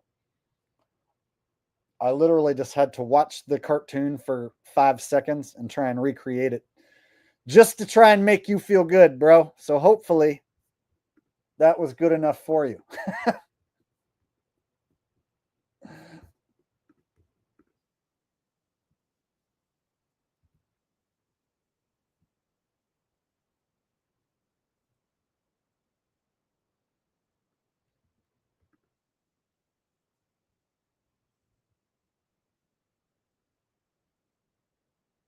Oh, ain't he as cute as a bug, Zia? I'd just take him to his home and let him rest up. Is that what you wanted? If so, you got it. Andy, that's what the voice sounds like on my end.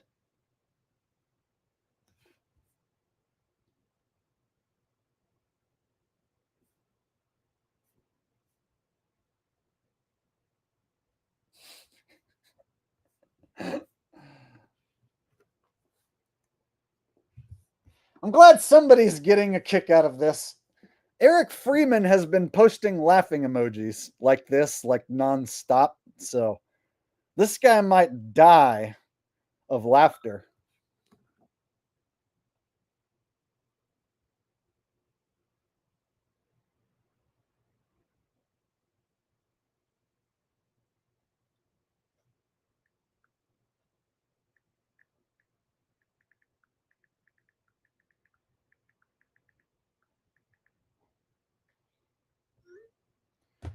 All right.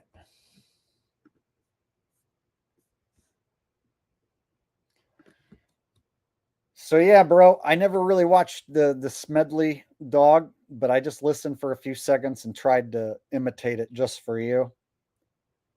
So thank you for the super chats.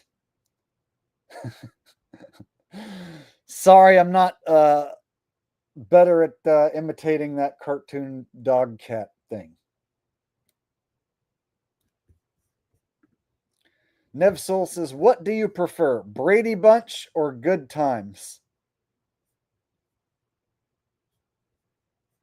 Brady Bunch or Good Times? Ugh, neither. Out of all the show tunes, neither of those, bro. In fact, I would prefer to sing uh, Family Matters show tune or Full House over those any day of the week. Brady Bunch. Ugh. God. See, that was on before I was like born and shit. And then the one day when the lady met this fellow, and they knew it was much more than a hunch that this group must somehow form a family. And that's the way they all became the Brady Bunch. The Brady Bunch. The Brady Bunch. And that's the way we became the Brady Bunch. So I always wondered with Brady Bunch, like what happened to like the other two parents? They don't really talk about the other two parents. And it's like, how come the boys never went to go visit their mother and the girls never went to go visit their father? It's like, oh, their mother died and then their father died. And so they got together and created the ultimate step family. Let me tell you, I was involved in a step family. This sucks. It's never quite like a real brother and sister. Doing the step brother and sister thing, it's not quite the same as a real brother and sister. All right. And you know what? Since I feel like Brady Bunch and Good Times are lame, and I feel like Family Matters and Full House are better show tunes, I'm gonna go ahead and give you some Family Matters because I just feel like doing it. It's a rare tradition this day and age to read any good news on the newspaper page. A northern tradition of the grand design, some people say, is even harder to find. Where there must be some magic clue inside this kid's woes. Cause all I see is the Tower of Dreams, real love bursting out of every scene. But diddly diddly diddly diddly. Praise go by. It's the bigger love of the family.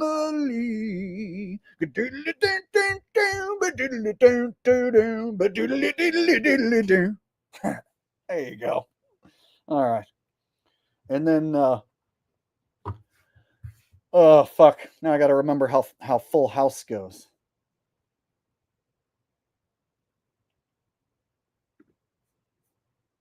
Shit, how does Full House start?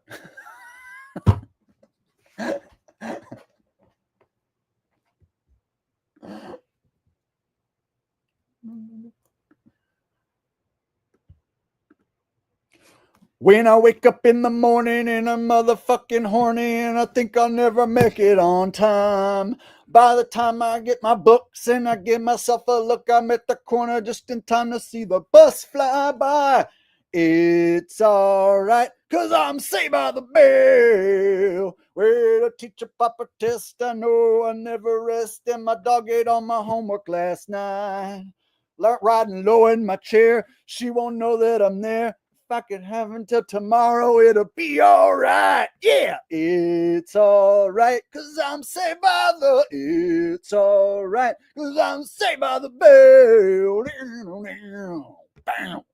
There you go. Fucking A. Pulled it off.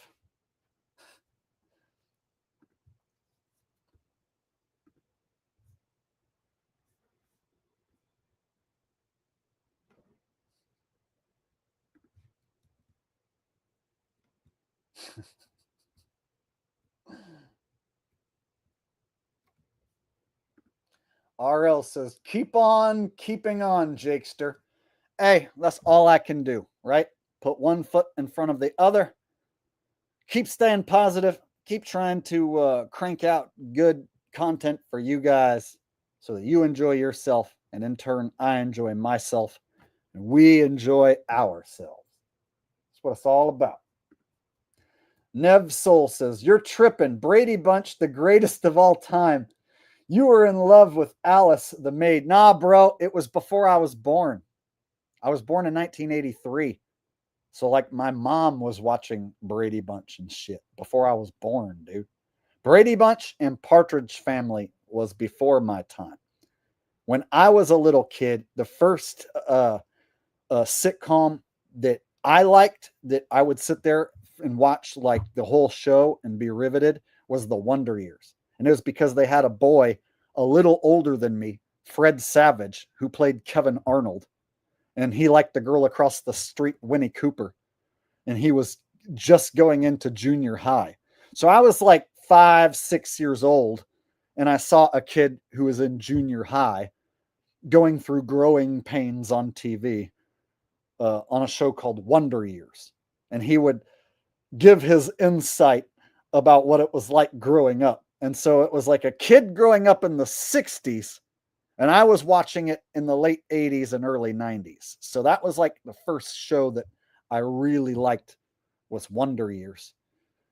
And Wonder Years would start off like this. What would you do if I sang out of tune? Would you stand up and walk out on me? Lend me your ears and I'll sing you a song. I will try not to sing out of key. Yeah. All right now, have a little help from my friends. All I need is something. Right? So that was how the show would start. And then I'd watch Kevin Arnold, go to school and deal with bullies and his girl problems and his teachers and shit. And so that was the first sitcom when I was a kid that like I had to watch that every week. Mom, when are Kevin and Paul going to come on?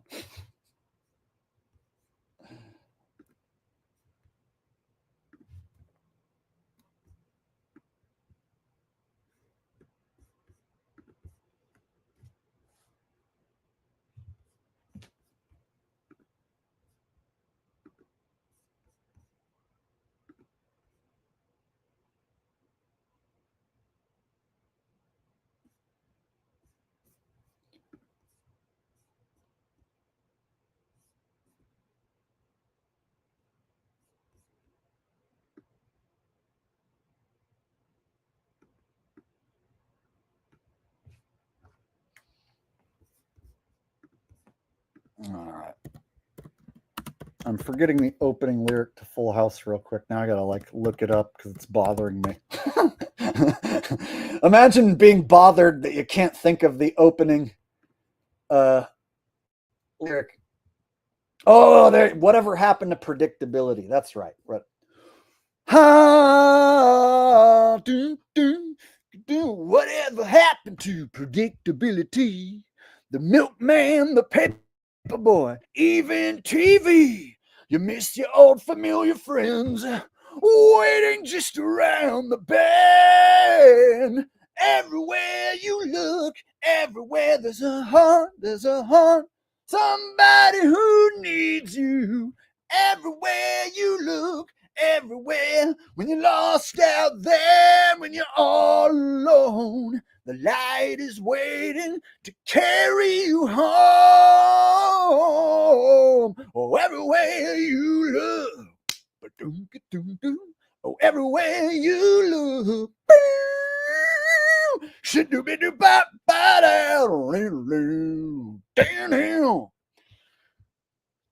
don't you like how I sing the instrument parts? Like there's other people who know how the song goes, but other people don't sing the instrument parts. I like to sing the instrument parts because I'm stupid.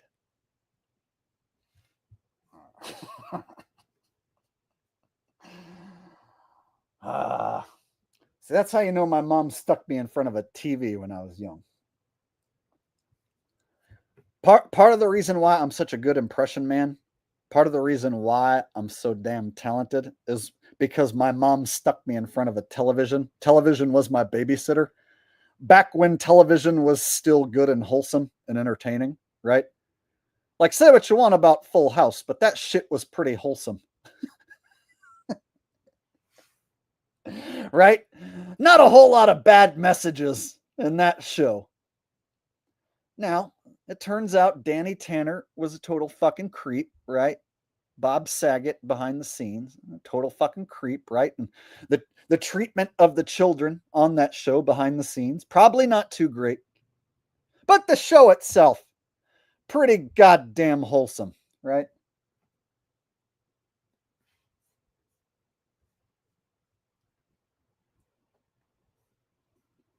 Michelle Elizabeth Tanner, there is nothing you do that will ever stop me from loving you. Now, I might be disappointed and you might be grounded, but you will always be my daughter and I will always love you. Thanks, Dad. So, any chance of me being only grounded for a week? Keep dreaming. 2 weeks. Shoobida-bop-ba-dow. Bam, bam.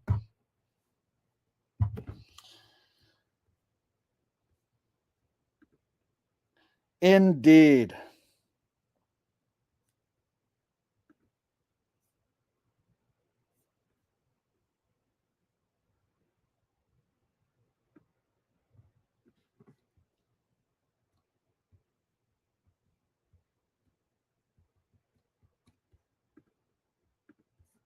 Christopher Brighton says the new version of Alexa Jones calls Trump out, saying evil forces trying to take control of Trump. You know what? I almost forgot that I was going to show that. Here I am rambling on, and I have it in the title that Alex Jones calls out Trump. and it totally slipped my mind. Bro, thanks for reminding me. I was going to show this and I totally just forgot, man. It was going to slip my mind completely, but since you just reminded me, let's pull that up.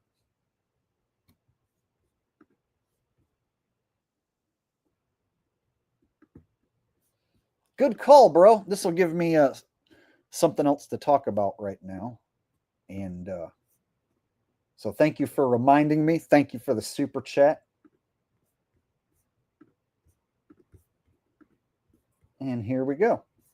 This is the most self-destructive temper tantrum stuff and is the equivalent of going off the coast of San Diego and just for a day throwing rotten chicken blood into the ocean. Great white sharks will show up probably in a few hours. Today, Alex Jones stated that President Donald Trump is engaging in a self-destructive temper tantrum over the backlash toward the administration for refusing to release the Epstein files. And he had a lot more criticism of Trump where that came from. Jake, I'm gonna just immediately toss to you because enjoy your victory lap. Go ahead. So yeah, the Epstein files and Trump is like everyone's favorite conspiracy topic right now.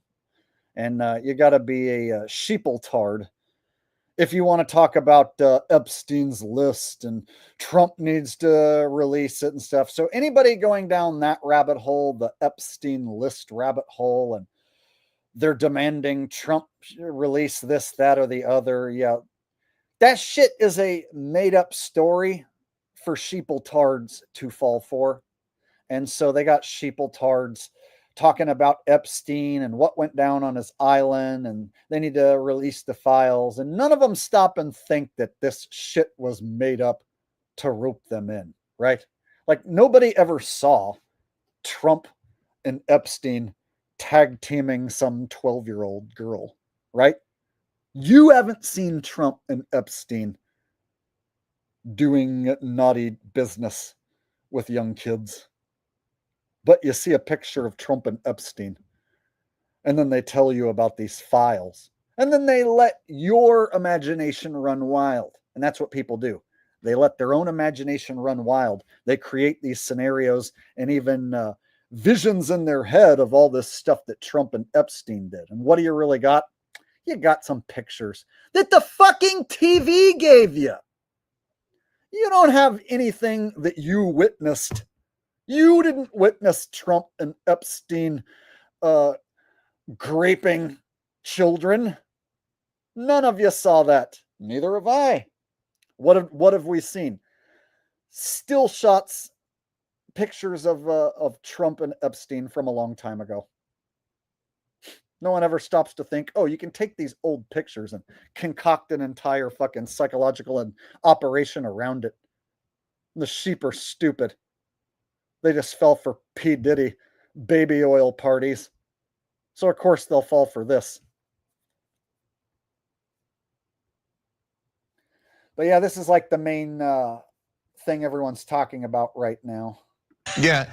No, guys, look, so this is really important. And Turks rides the fence of the media like, oh, yeah, these guys aren't telling the truth. So we're going to give you the rundown. So this like young Turks shit is like, oh, if you don't trust the mainstream media, come over here and trust this alternative mainstream media, which still plays off the same premise that the fake news is real. So these guys still treat the fake news as if it's real, which makes them every bit as fake as the fake news. It isn't about, we were right, and literally every other, not literally, and not every, but most other left-wing hosts that told you they'll never turn, they'll all agree 100% with Trump on everything, they're a cult, etc. Or yeah, they were wrong. They could move the goalposts. Oh, they're not saying slay queen to Kamala Harris, so it doesn't count. Okay, whatever. You could do whatever you want. You could, that's not. But that for you guys out there that aren't in this silly media games and stuff, we need to win over independent voters. We're not going to win over Alex Jones. You crazy? Okay, but talking about we need to win over voters. Why isn't he telling people the truth that your vote is meaningless? And the whole voting process is a fucking charade. And your vote doesn't count. That's such basic truth. But no, he's saying we need to win over.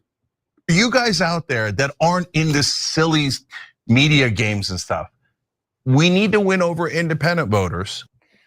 You guys out there who aren't in this silly media business, we need to win over independent voters, see?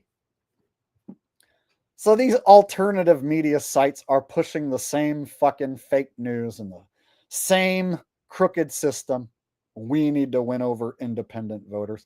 That's about as delusional as the shit my dad says about we need to get rid of the donkeys and elephants and put in our own form of government.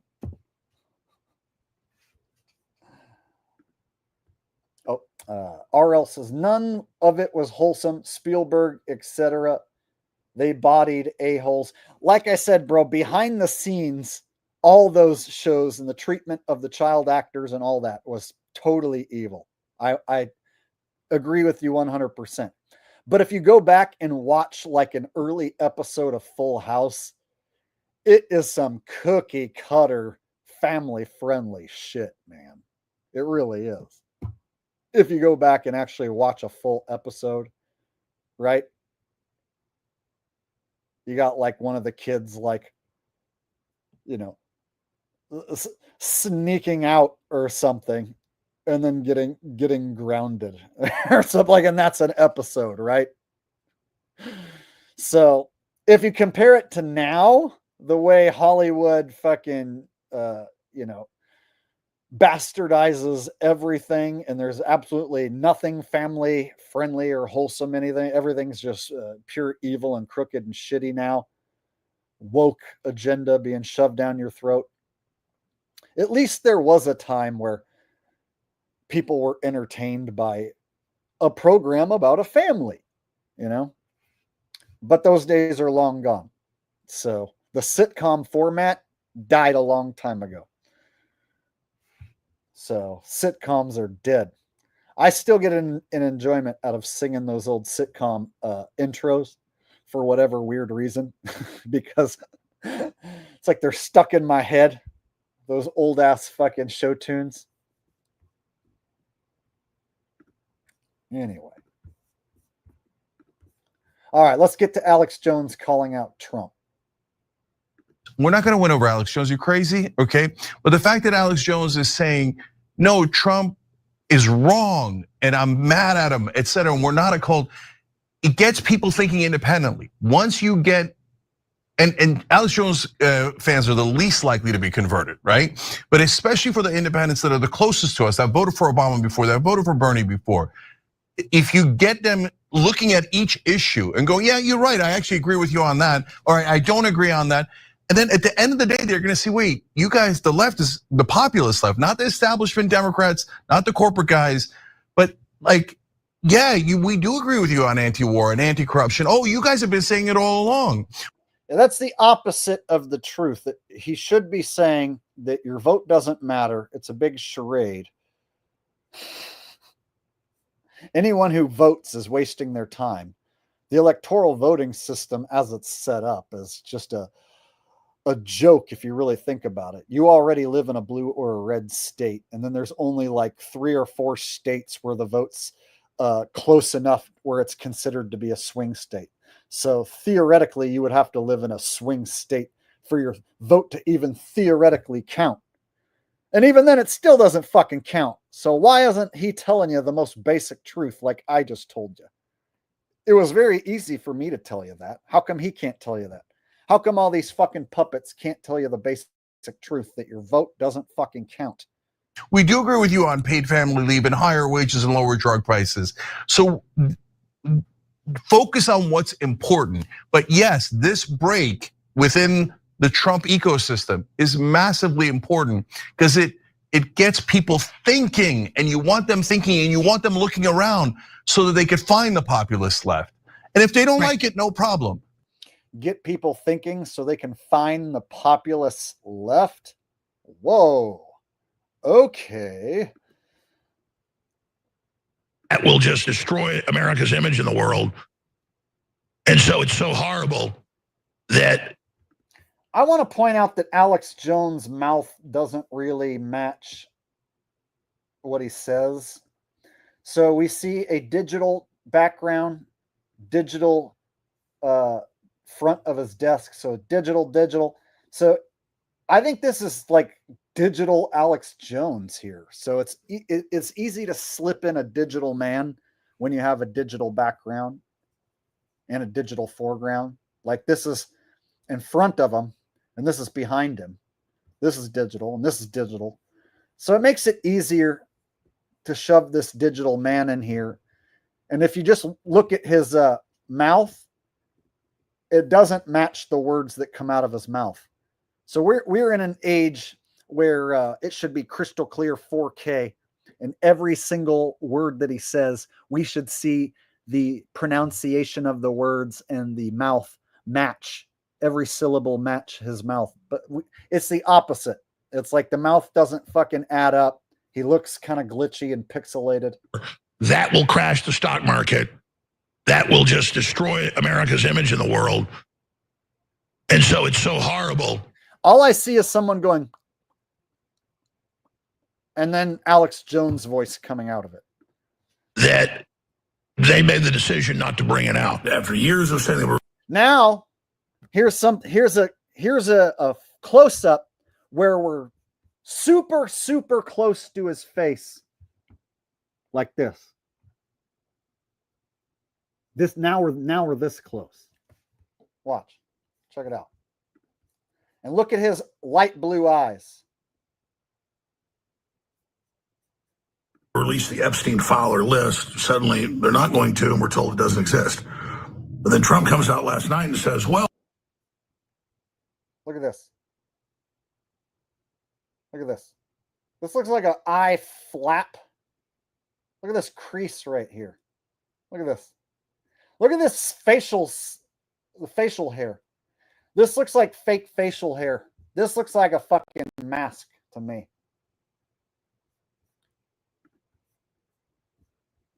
This facial hair, like it looks like it's inserted one by one. Oh, it does exist, but the Democrats. Look at these eyes. These light blue eyes don't match old pics of Alex Jones. So now you have to say what? He's wearing light blue contact lenses? He never had these light blue eyes like this before. Democrats had control of it, manipulated it, which is actually true. They've had control, but they would destroy anything they didn't want in there. It's almost like I want to take a close-up and just zoom in on his fucking eyeballs, right? I feel like if I just zoom in on the eyeballs and then slow it down, it'll pop out. Leave what they wanted in there. I didn't even think about the. Like it just looks very strange to me. These eyes, like it almost looks like a folded mask that goes all the way over your eyelids. And then no pores on his nose. Like when you're that close to the camera, we should see sweat pores. And if you're that old, your pores should be big enough to be seen. And so the fact that we don't see like any sweat pores or anything is very strange looking. In fact, I'm like, oh yeah, if they've had the list and they've had the files for years, the Democrats would take stuff out and destroy it. Well, that's obvious. They would leave in and. Like his skin almost seems too smooth. What do you guys think?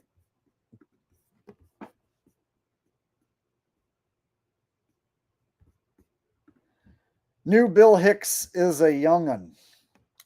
All right. So just before the stream started, I was busy making this for you guys because I love you guys so much. So we got Bill Hicks on the left, Alex Jones from like, I don't know, 15, 20 years ago or whatever on the right. And then we got current Alex Jones right in the middle. It's obviously not Bill Hicks anymore. But it does look like Bill Hicks did play the role. But then if you look at their ears, the Bill Hicks ear and Alex Jones ear in this shot are different looking. But I'm not one of those guys that thinks it's impossible to have the ears be different and it still be the same guy. So I see similarities between Bill Hicks and old Alex Jones, but I don't see similarities between Bill Hicks and new Alex Jones. I don't see Bill Hicks in the new Alex Jones at all. So there you go. There's all three guys. What do you guys think?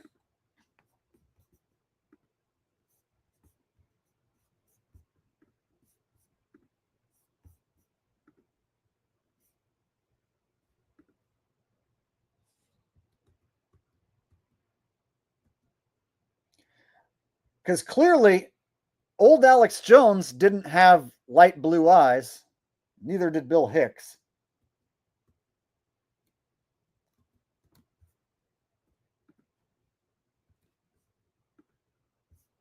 So to my knowledge, I'm the only one who's made a picture with all three dudes on it like this. So do you guys agree? Alex Jones in this shot does show a resemblance to Bill Hicks. Is it a perfect match? No. Do the ears look different? Absolutely. But is there still a resemblance there? I think there's a resemblance between Bill Hicks and that Alex Jones. Can I say for sure it was the same guy? No, not for sure, but there's a resemblance there, but there is not a resemblance to the new Alex Jones.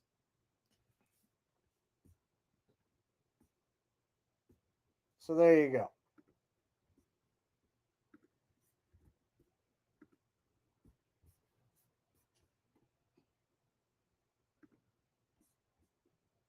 Twist and put in what they wanted. Okay, not a total nonsense. And by the way, it would hurt the reputation of America in the international community if it was outed that a bunch of our bankers are disgusting pedophiles that our government has been providing cover for. That's been going on for years. So by doing stuff like this with the Epstein files, they make it look like, oh, you should come out with the truth, and we found out what you did, but nothing happens. So it was like when Trump got indicted and found guilty with all these counts just before he became president. He didn't go to prison. He became president. So they make it sound like, oh yeah, there's, police behind the scenes and concerned people who know about these crimes, and we care about justice and bringing it to the forefront. But people forget all about this shit. Dangle another fucking news story in front of them, they'll forget all about this, right? A year from now, they'll be talking about something completely fucking different, right? And people are stupid. You can tell them about some shit that happened at P. Diddy's party or at Epstein's Island, and they act all outraged, but it's like virtue signaling.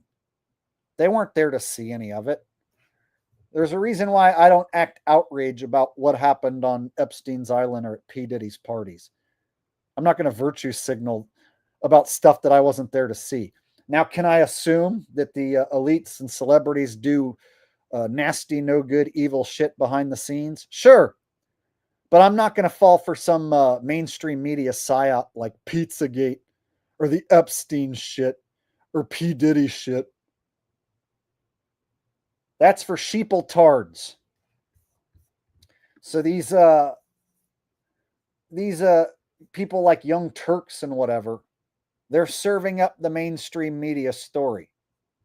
They aren't telling you that it's fake, that these are made up characters. They damn sure won't tell you Alex Jones has been replaced. In fact, I'm at the forefront of this subject. Out of all the people in the world, I do the best job at telling you that Alex Jones has been replaced. I do the best job at proving it. To be a cult. If you start saying I'll excommunicate people, well, you're not allowed, even unless it's a cult, to say to people, you either agree with everything I do and don't question things, or you're not in our club. I never said my Church of the Holy Golden Toad. I was never in a cult. I never said MAGA was a cult. I said a lot of people want it to be a cult. If you start saying I'll excommunicate people, well...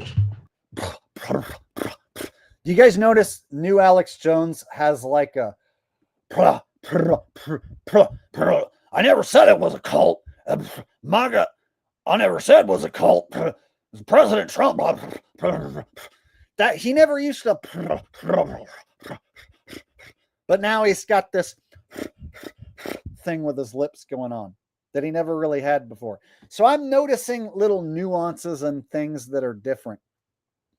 Folks, let me tell you, I can tell when his mannerisms and the way he speaks and his cadence aren't lining up with the way he used to speak, because he used to be more like a pro wrestler. He used to be more like a character who would come through the screen and grab the goddamn deep state by its scruffy little neck and then go over to his freaking neighbor's house and eat his neighbor's ass. And folks, I've lost more weight and I feel stronger than I ever have before due to my male fertility pills. And folks, you can get 50% off with my promo code down below.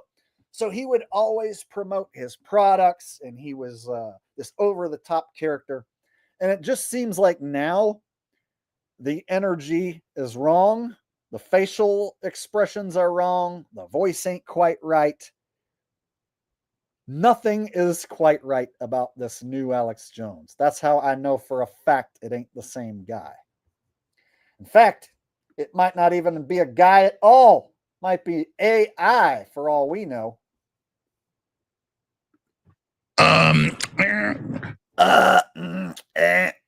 Yep, that's right.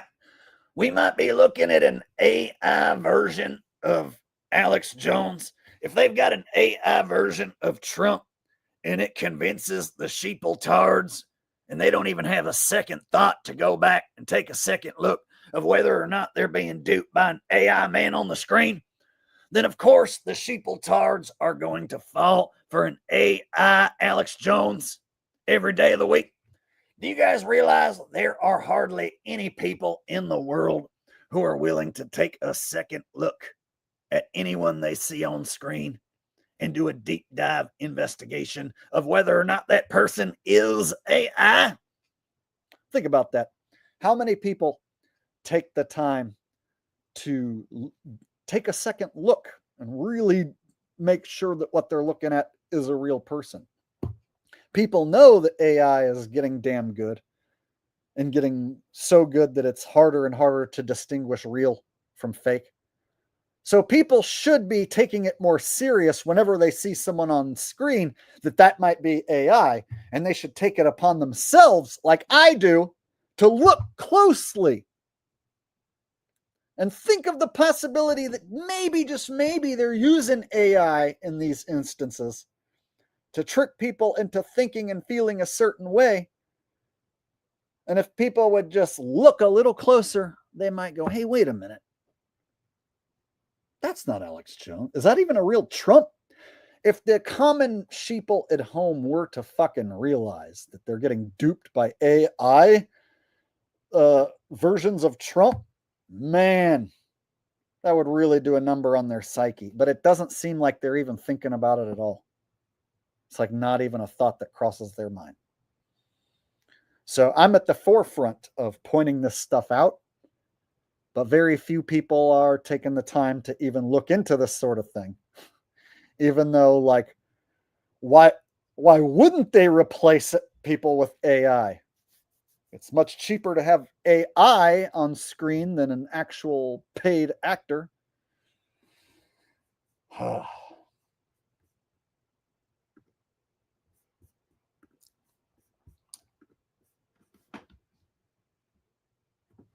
Oh, looks like I got a comedic request from Doxological Thinker.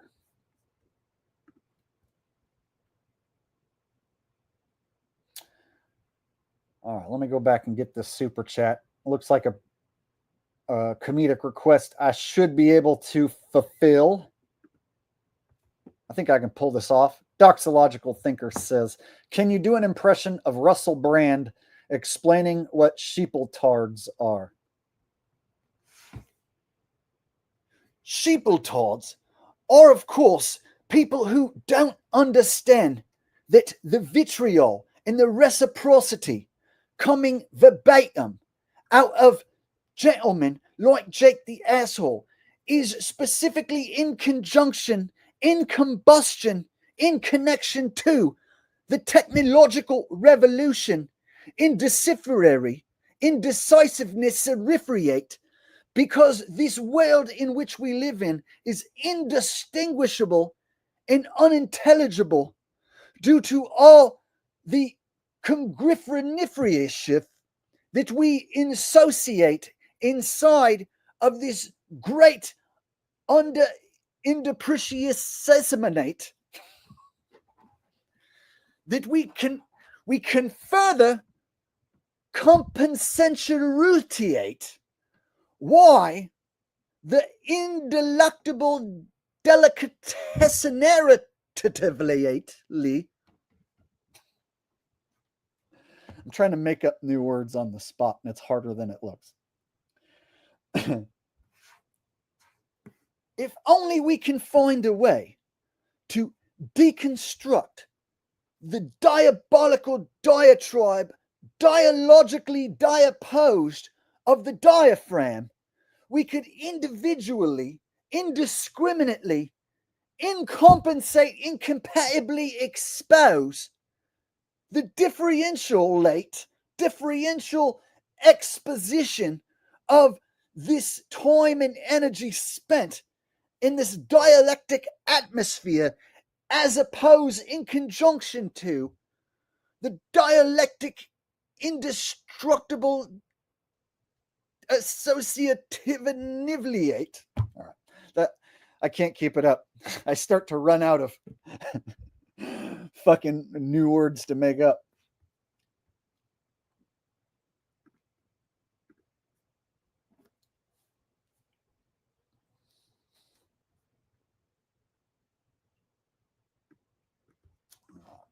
Glad Eric Freeman is still bringing the laugh emoji.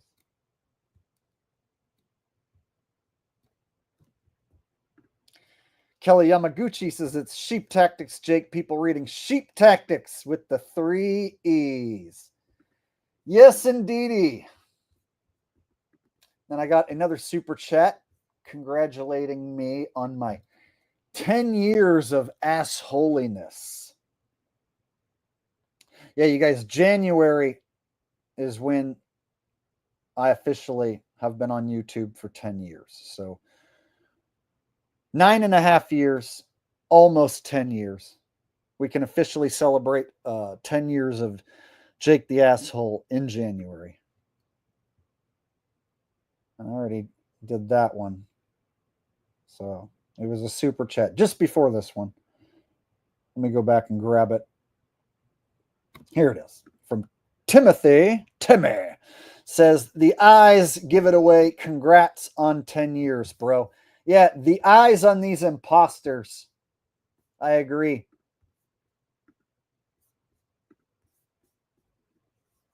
And then the mouth, the facial hair. The facial hair looks like single-placed fake hairs. So it looks like each little fake hair was like stuck there with like some sort of machine or whatever. So there's just a look of this facial hair that just doesn't seem natural to me. Oops.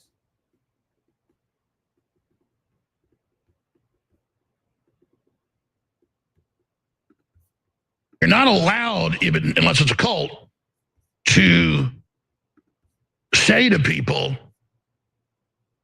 You either agree with everything I do and don't question things, or you're not in our club. I don't want you. Well, that kind of sounds like a thoroughbred cult to me. Yeah, and look, to be quite frank, it was a cult in Trump's first term. But Trump managed to cobble together a pretty fragile coalition in his second term. It was a cult in his first term, but then it was a fragile coalition in his second term? Okay. And those people aren't buying his BS, and they're not going to be bullied into dropping something that they obviously care deeply about. 2025 MAGA-tards are too smart to buy into Trump's bullshit. And by the way, one more video before I go to you, Cenk, because Jones also admitted that members of Trump's orbit are actively trying to make him drop the story. I want to be at the White House. I've already been invited. I had the White House calling me this morning. That's a whole nother thing. Bunch of big heavy hitters calling. The White House called him, you guys. I don't want power. I don't want to be in tuxedos at Mar-a-Lago. I don't want to be at the White House. I've already been invited. I had the White House calling me this morning. That's a whole... The White House called him. Ring, ring, ring. Hello? Hi, this is the White House calling. Would you like to come hang out with me? The White House? No, I don't want to hang out with you, White House. Now quit calling and quit disturbing me, all right? Don't you ever call back again.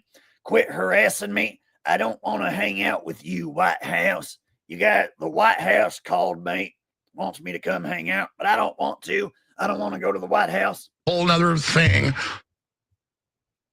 Bunch of big heavy hitters calling. And a bunch of big and heavy hitters calling, like the White House. You got big heavy hitters always calling my phone. It's like ring, ring, ring.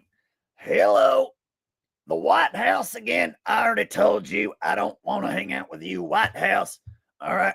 Right after the White House called, the Black House called, and then the Yellow House. I don't want to talk to any of you goddamn frickin' houses of any color. All right. I don't want to talk to any houses at all. You know, it's like, what do you want, Alex? How can we make you happy? And I'm like, can Trump please stop destroying himself? And us. What was that? Heavy hitters calling. And, you know, it's like, what do you want, Alex? How can we make you happy? And I'm like, can Trump please stop destroying himself? And what do you want, Alex? What's going to make you happy? Can Trump stop destroying himself? That's what I heard. One more time. Heavy hitters calling. And, you know, it's like, what do you want, Alex? How can we make you happy? And I'm like, can Trump please stop destroying himself? And us. What's going to make you happy? Trump don't stop destroying himself. That's what's going to make me happy. With him? Well, yeah, he does what he thinks is best. Streisand effect, yeah. This is how he does what he thinks is best. This is Donald Trump. This is how he sounds. You know. Yeah, you know, don't you? You know I'm right. You know I'm right. Damn. So there's Alex Jones publicly admitting that members of Trump's administration are hitting him up and basically trying to trade favors so Alex Jones drops the story. And I guess to his credit. Hey, lady, how come you don't point out that that guy isn't the same Alex Jones? Why don't you point out that Alex Jones has been replaced? Oh, that's right. This bitch won't tell you that. She'll tell you everything except that Alex Jones has been replaced. Credit, I mean, clearly he's not dropping it. So, Cenk, what are your thoughts? Yeah, and that's because his own audience. And he ain't going to tell you either. See, so they have these, young Turks, 6 million subscribers, 200,000 views. So they have people like this there to keep you corralled in the right versus left paradigm while pretending like they're above the right-left paradigm or they're outsiders to the mainstream media. No, This is mainstream media every bit as much as any other mainstream network.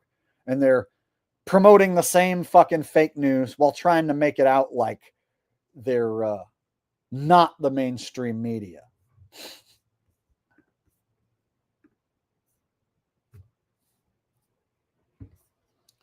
Yep. That's how easy it is to corral the sheep and keep them repeating mainstream storylines that everyone's fucking talking about. If they really want the entire world to talk about something, if there's enough money behind it, they'll get everyone talking about it. So check it out. Like, I only go on Facebook to promote this channel and tell people that I'm going to be doing a stream or that I just posted a video. So Facebook, I only use as like a promotional tool for this. Right. And so I went over to Facebook to, post that I was going to be doing a stream and shit and posting videos or whatever. And if I scroll for like 5 seconds, I see like 20 posts about a cheater couple at a Coldplay concert. So in 10 seconds, I see on my Facebook feed everybody posting about cheaters at a Coldplay concert.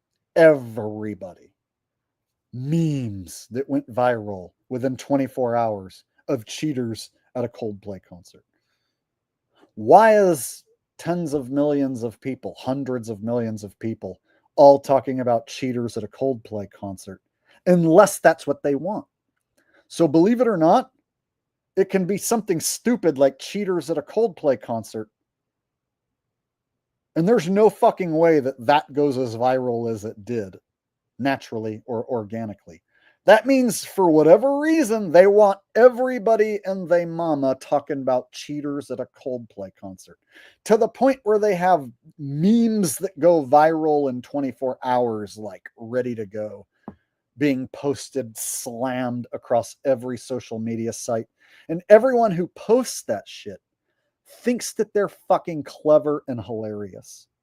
I'm going to post a meme about a cheater at a Coldplay concert. Because I'm so clever and funny. Meanwhile, I'm like one of the only people who like is smart enough to be like, God, you fucking loser ass NPCs just fell for some horse shit. If the whole world's talking about it, then that means there's corporate dollar bills behind it. God damn it. You really think like somebody who cheats is going to get 100 million fucking views overnight and every single person in the world is talking about it? And we're supposed to act like that just accidentally happened to that guy and that lady?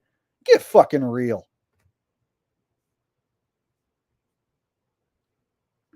And I don't even spend that much time on Facebook.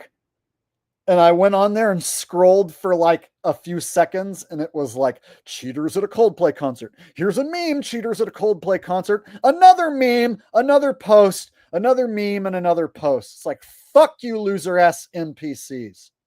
It's not that funny. It's not hilarious. But that's the world we live in. If they want something to go viral, no matter how fucking stupid it is, everybody's going to be talking about it. Joe Kerr with a test donation. Your donation has come through. Your test has been completed and was a success.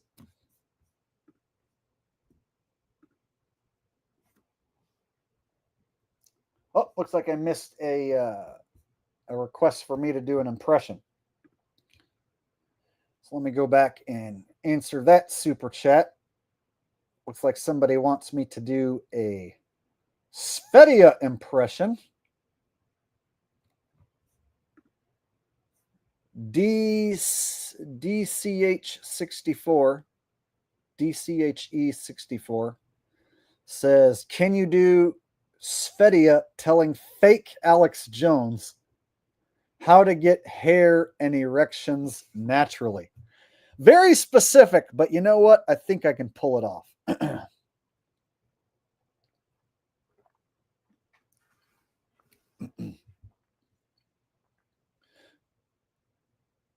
Folks, I just don't feel like myself.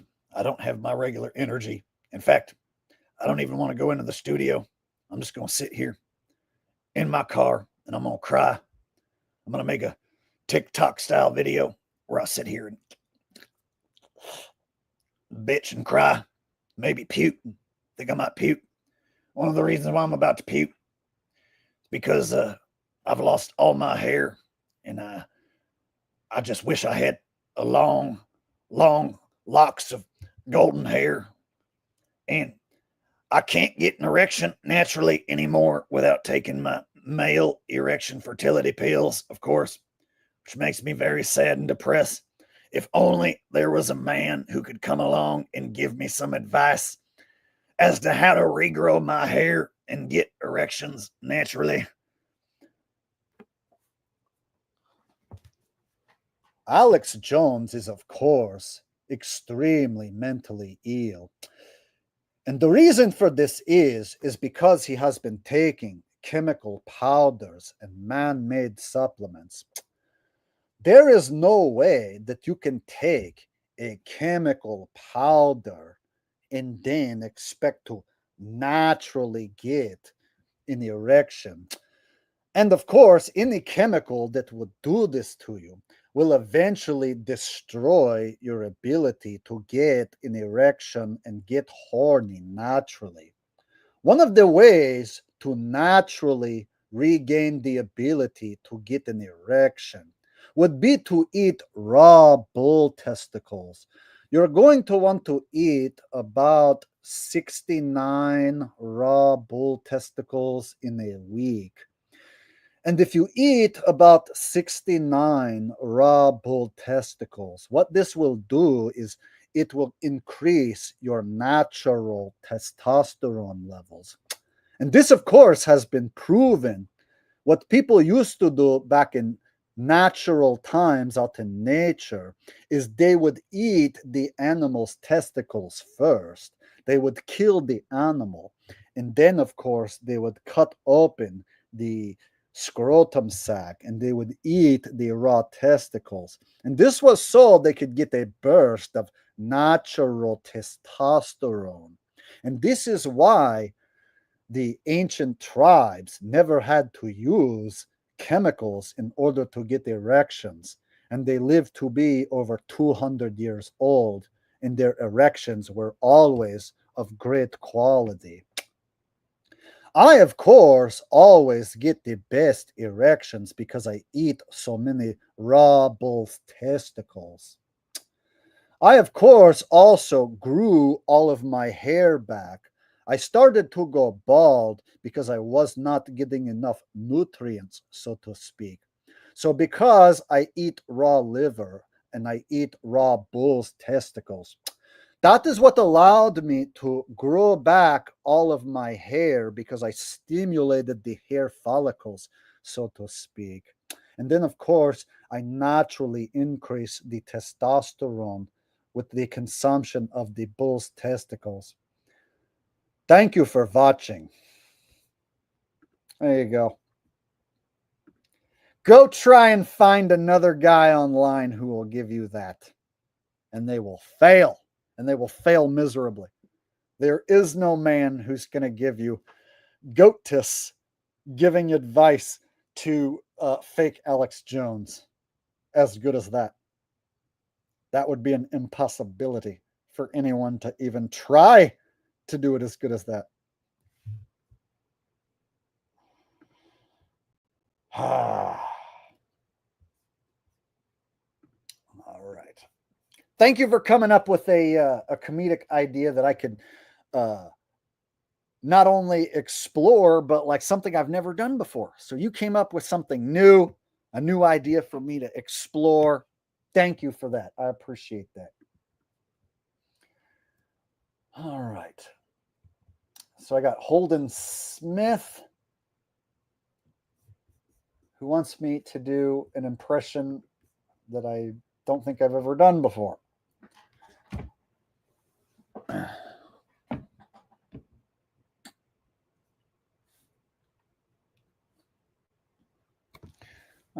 Holden Smith says, please do a Benson impression. I will give the link.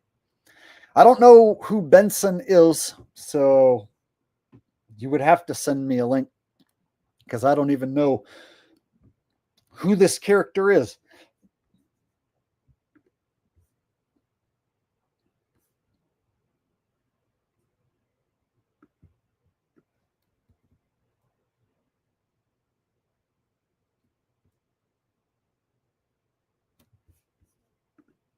Benson, huh?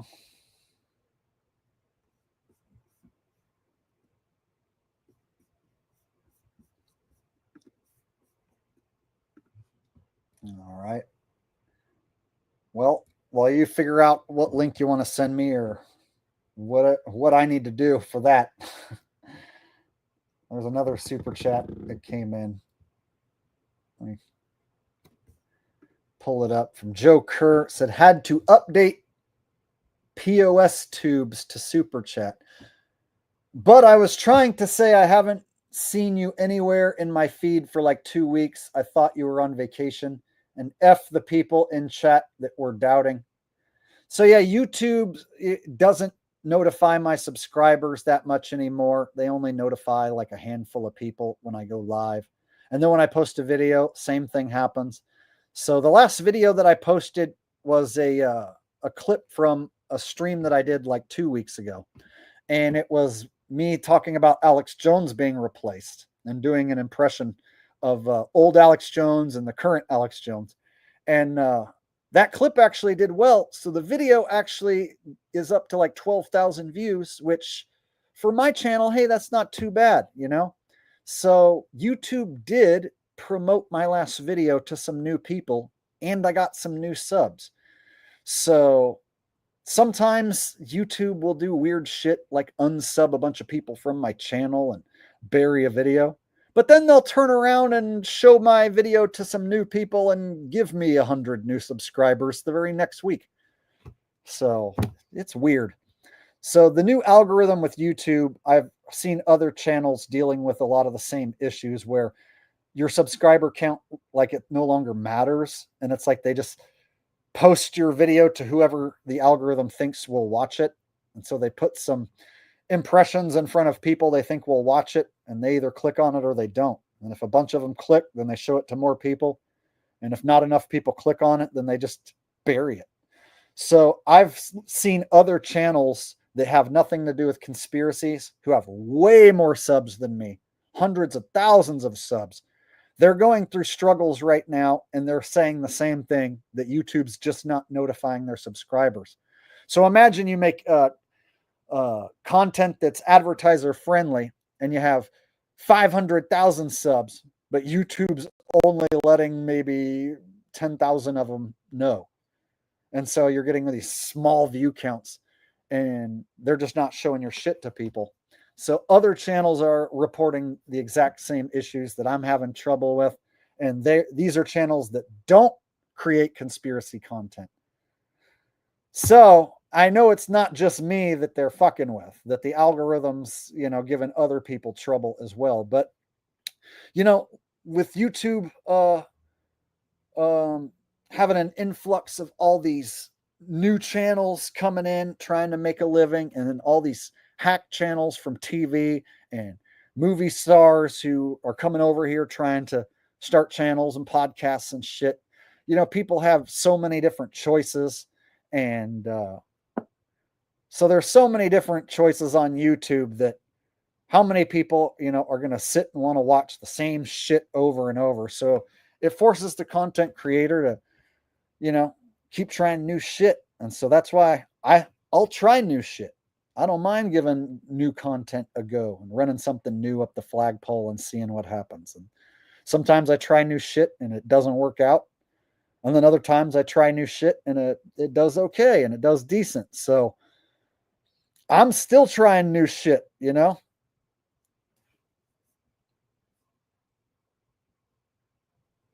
The new content I plan on making where I go interview my dad, you know, it's going to be different than anything I've ever made. So I have no idea what YouTube's going to do with it. They might bury it, you know, Or maybe if I make something that's different from anything I've ever made before, maybe they'll show it to some new people, you know? Like the first few weeks when I post the NFL videos, like the first top 10 that I post week 1 usually gets a nice view count, and tens of thousands of people come watch me who haven't watched for months. They come back to the channel. Then YouTube sees all these subscribers or who haven't watched me in months are coming back and watching the entire video, and then they start showing it to people. So like week 1 of the NFL season, the top 10 usually gets a nice fat view count. So I can count on like a bunch of my NFL people coming back to me for the football season. So it's nice to know that, like, you know, I'll get some videos that I know are going to do well that I can look forward to. But as far as like any new content I make over here, it's a crapshoot, man. They might bury it. They might show it to people. I don't know, man. All I can do is run it up the flagpole and see what happens. I know what it's like to have YouTube show my shit to tens of thousands of new people. And every time I refresh the screen, there's thousands and thousands of new views, just like a speedometer. And then I know what it's like to have a video get shown to hardly anybody and fucking tank, you know? And I spent hours on it.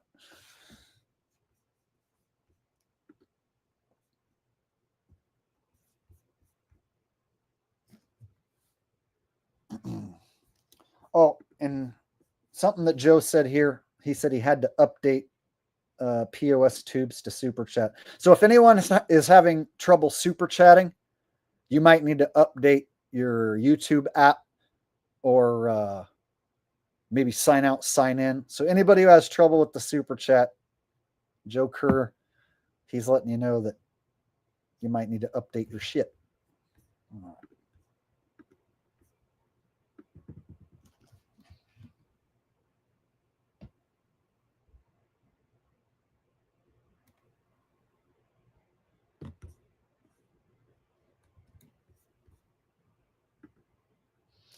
Can you do an impression of Neil deGrasse Tyson explaining the meaning of Earthlings to Roseanne Barr?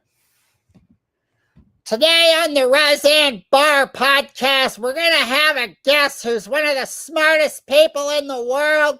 He's way smarter than me, so hopefully he can educate me on how the universe works. Please welcome astrophysicist Neil deGrasse Tyson. Well, thank you, Roseanne. One of the things that's great about science, and that never gets old, is that there's always more to learn.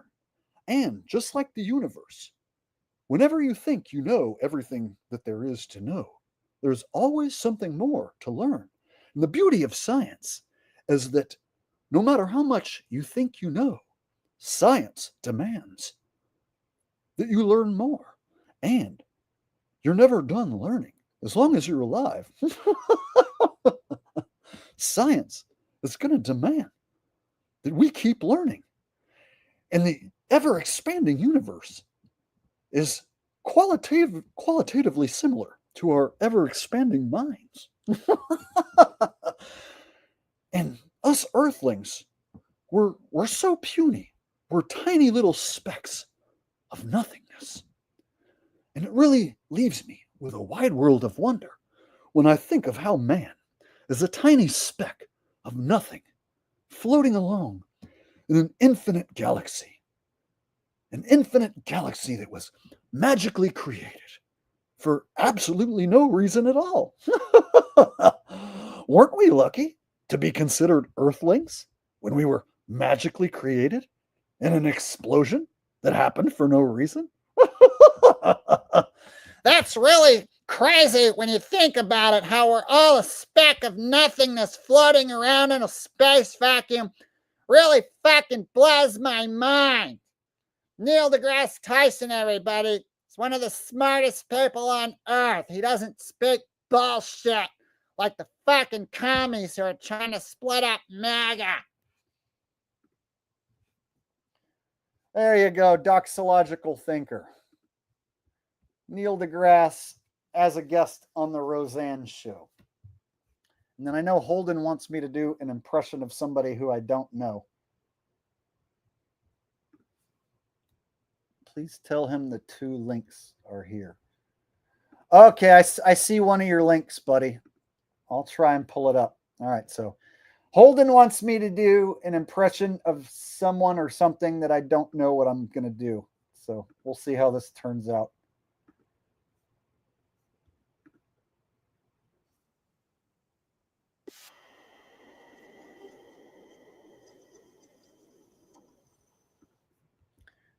Oh my God. Is this like some old 80s show, bro? Okay, it looks like some old 80s show. Good grief. Are you just coming home? Are they still sleeping? My goodness. You stay out all night, you sleep all day. The only time I get a chance to clean your room is midnight. Good grief. Are you still coming home? Stay out all day and stay out all night. You come home at midnight. All right, I've never watched this in my life, Holden. This is an 80s show that I never saw when I was a kid, and I don't recognize it now. I can tell that this is 80s television. I've just never seen this. So I'm doing a impression of a black man who I have never, ever seen before. So forgive me if I don't do the best impression, but I think for a first try, I could probably do okay. Oh, is this the lady from Who's the Boss? Suppose that's a good reason. It is. She was on Who's the Boss as Mona. And I ain't gonna sit it. Oh, Benson, you have to set the table. I mean, we have to eat. People in this house don't eat breakfast. They run in, bend over, sip, and leave. So People in this house don't eat breakfast. They run in, bend over, and eat breakfast and shove it up their ass right inside their bunghole.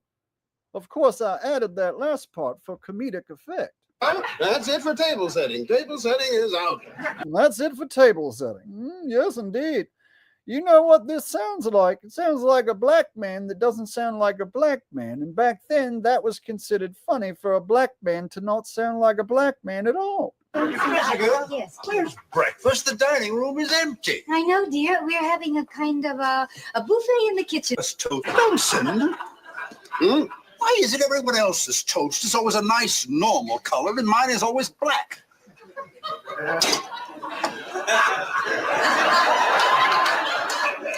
Black ain't a nice normal color. Black ain't a nice normal color. Talking about toast, Benson. I'm talking about toast, Benson.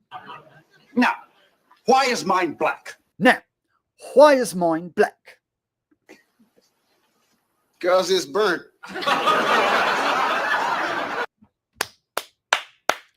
Because it's burnt. Ha ha ha ha! There you go, Holden. Hope you dig it. Best money ever spent, right?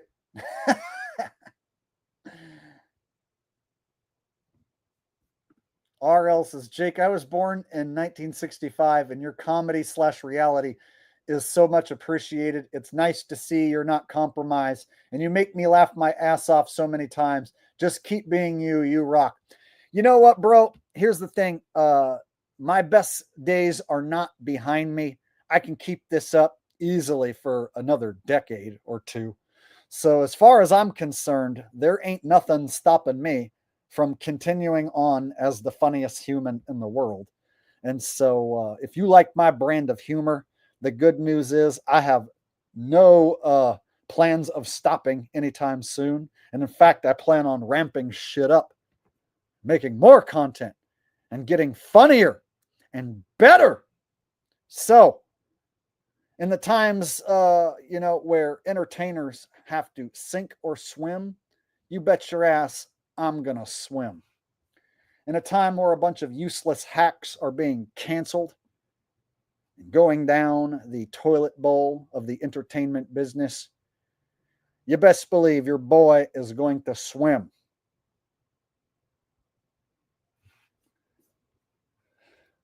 All right. Thank you, RL. I appreciate the super chat, buddy. I got the best audience on YouTube, and you guys are proving it.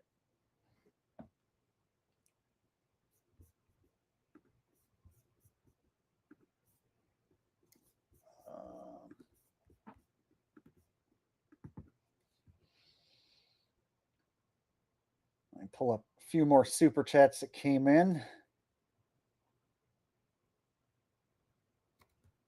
Yeah, I never watched this show that Holden wanted me to. I'm surprised Holden wanted me to do an impression of that, because that looks like it was on before he was born. Holden, why did you ever watch that show? It doesn't even look like you're old enough to watch that show. It's strange. Holden, you seem like you were born in 2000 something. So how in the fuck did you ever watch this old 80s show?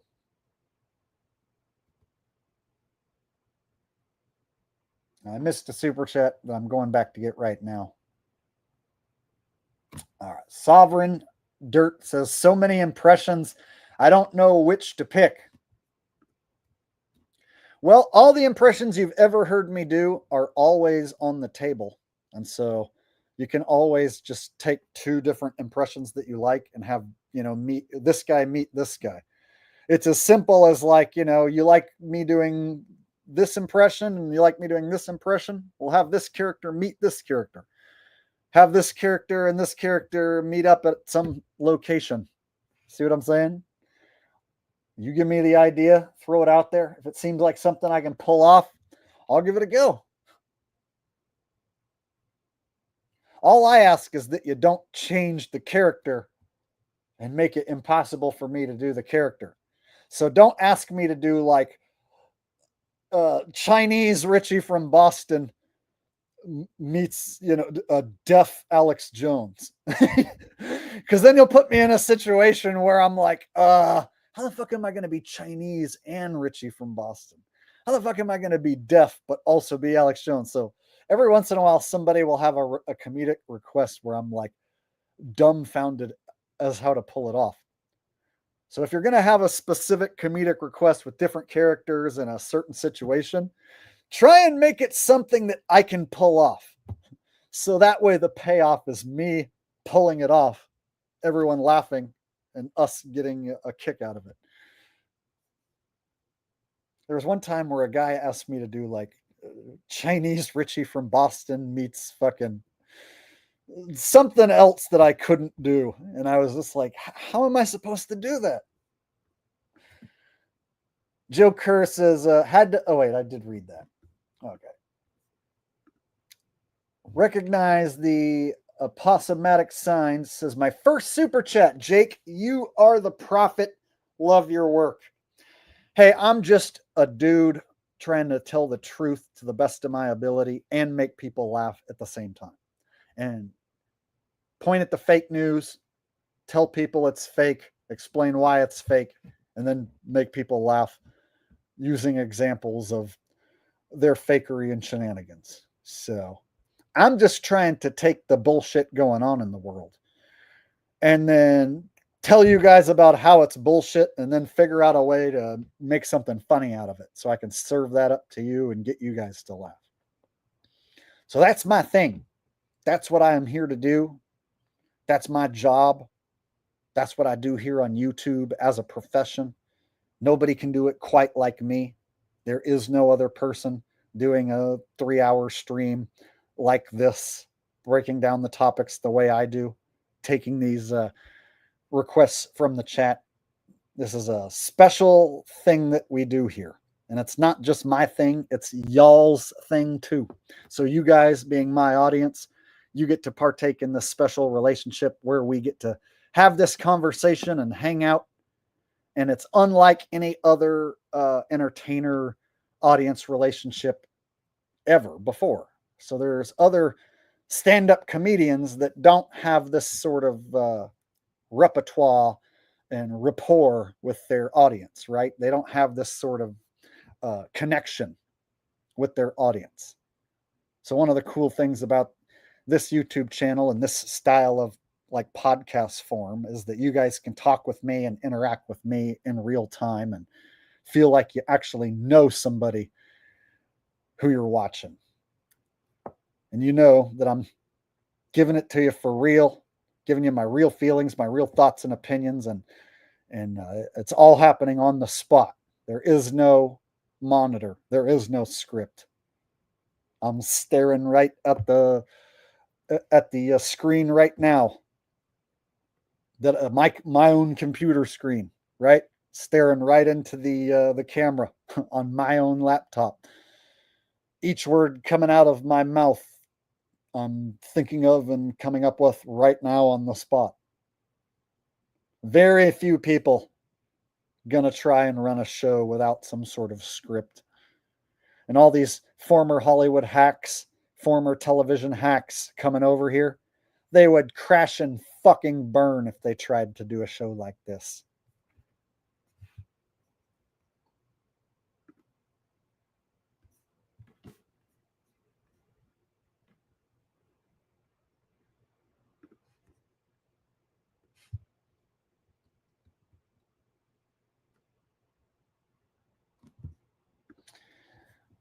Yeah, Holden, I'm surprised that you watched an old show like that.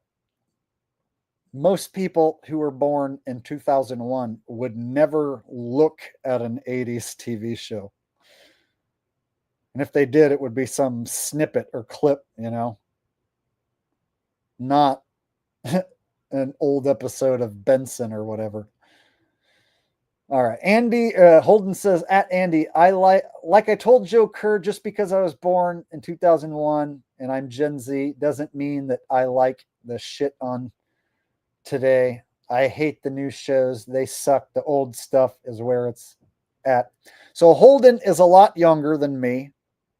And he found the channel through my rigged NFL content, and he's become a huge fan. And I saw Holden on his channel the other day pointing out some of the fake news, and he was doing something that I do. He was showing a clip and then showing it in slow motion and explaining why it was fake. So seeing Holden point out something that's fake and play a clip and then slow it down, it's nice to see that there's people out there that that what I do here has rubbed off on them in a positive way and caused them to be smarter, more intelligent people and better researchers. So now Holden, if he sees something on TV that he thinks is fake, he now knows to go back, take a second look, slow it down, watch the video in slow motion, frame by frame. You could point out the fakery much easier. The fakery pops out at you. And so he learned by watching me break down fake football plays that he could do the same thing and break down the fake news.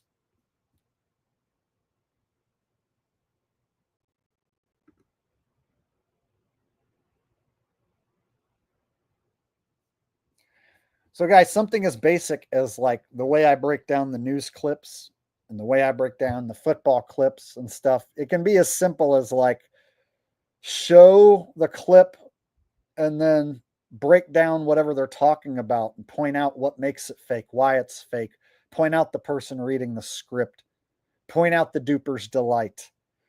So something as basic as just pointing at the fake news and explaining why it's fake. That's what separates the men from the boys, the real truthers from the fucking shills. Shills aren't allowed to point at fake news and tell you it's fake.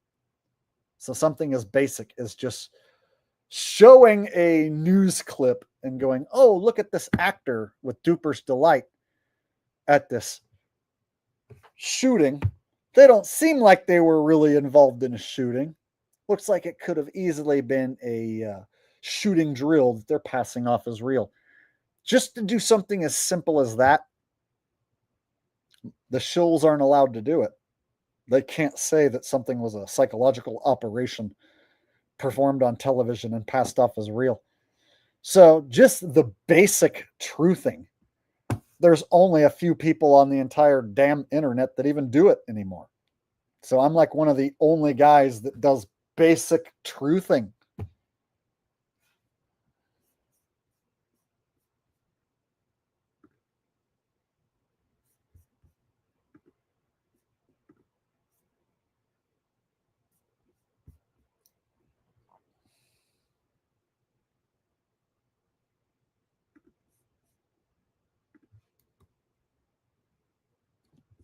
Sam Moore with a donation. No message attached, just a donation. And one baller says, can you do Ghostface calling Shorty? Who's Shorty? I know Ghostface, but I don't know who Shorty is. Is there some person who just goes by the name Shorty?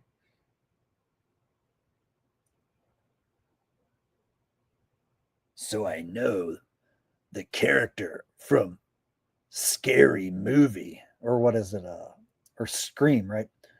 So I know the character from Scream. Hey, Sydney, do you like scary movies?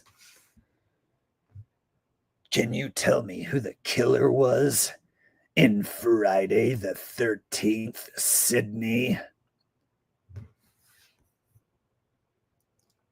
But I'm not sure exactly who Shorty is, so I'm not sure who I'm supposed to be talking to.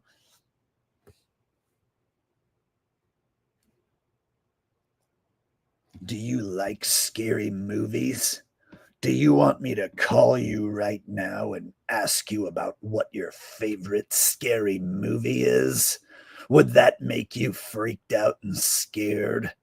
What if I was to ask you about your favorite scary movie, and then if you get the answer wrong, I kill your fucking boyfriend? How would that make you feel, Sydney?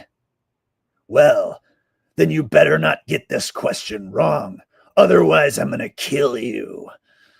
Who was the killer in Friday the 13th, Sydney? Right.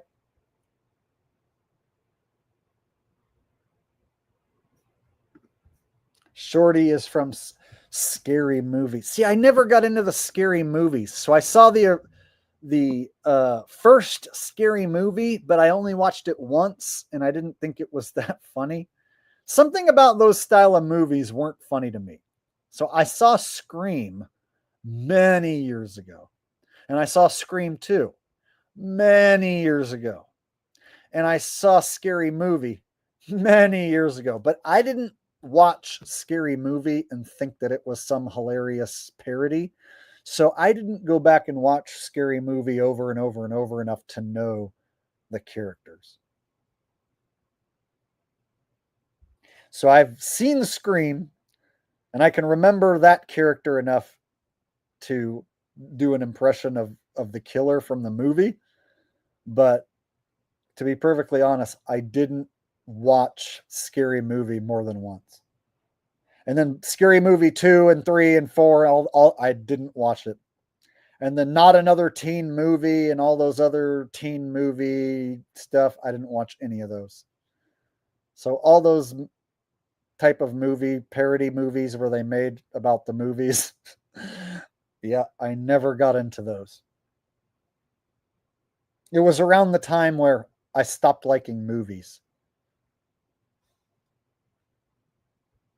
It was in the early 2000s, I started to get disgusted by movies and not like them anymore. And then by 2010, I stopped going to movies and stopped renting movies almost entirely. So yeah, we're about 15 years of me not going to movies and not watching movies anymore.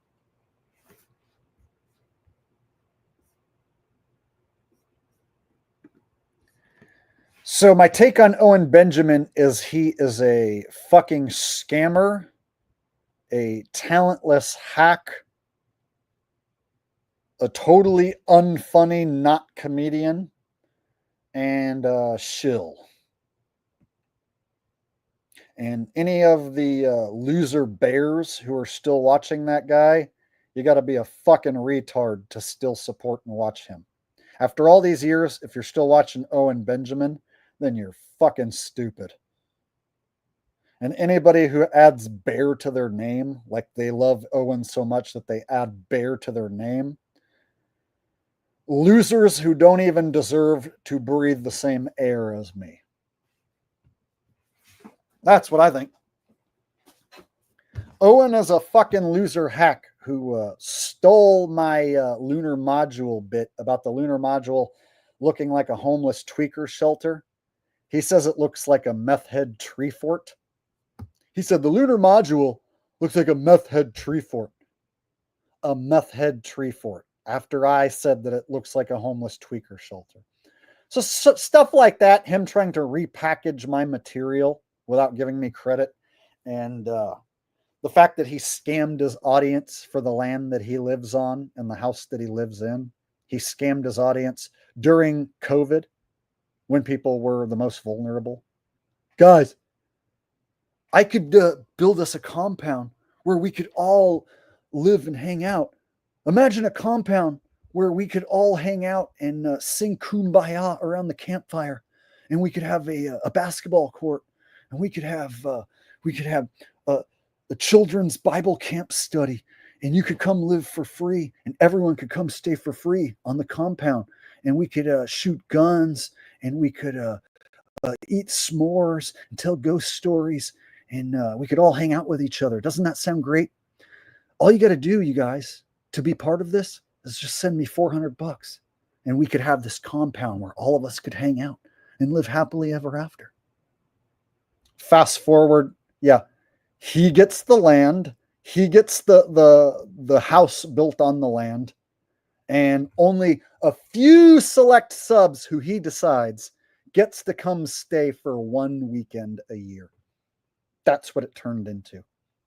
So when people were most vulnerable during the pandemic, Owen Benjamin sold people this vision of a paradise where everyone could come hang out and live for free. And when it was all said and done, he gets the land, he gets the house. You're not allowed in unless he says so. And you can only come on this one weekend of the year. So anyone who thinks that that's perfectly acceptable, hey, go on over there and watch them. Have fun. But as far as I'm concerned, that guy is a fucking scammer. No good lying, cocksucking shill. Not much different than Zachary Hubbard. In fact, I've done live streams where I call out Owen Benjamin and Zach Hubbard in the same stream and compare them to each other. So, if you ask me about Zach Hubbard, I would feel almost the exact same way.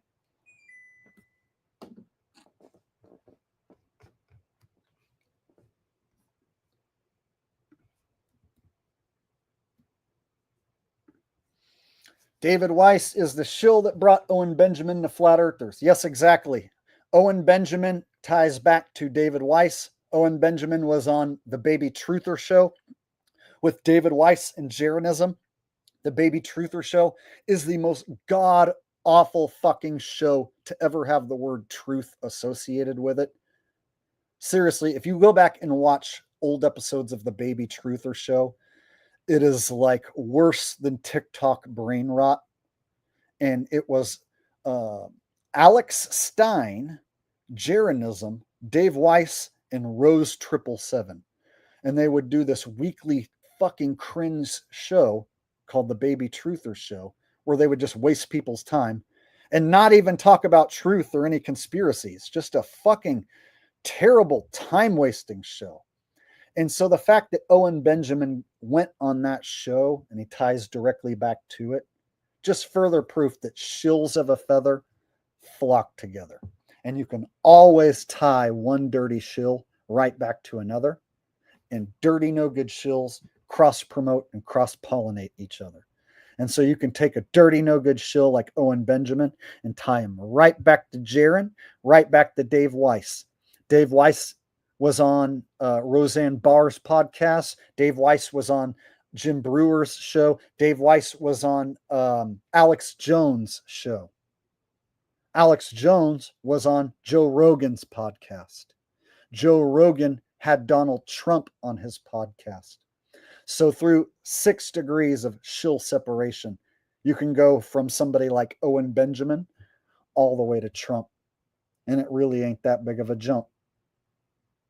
Owen to Dave, Dave to Alex, Alex to Joe, Joe to Trump. Tell me I'm making connections that ain't there. Go ahead. Try and tell me, oh, you're just making connections that aren't really there. Sure.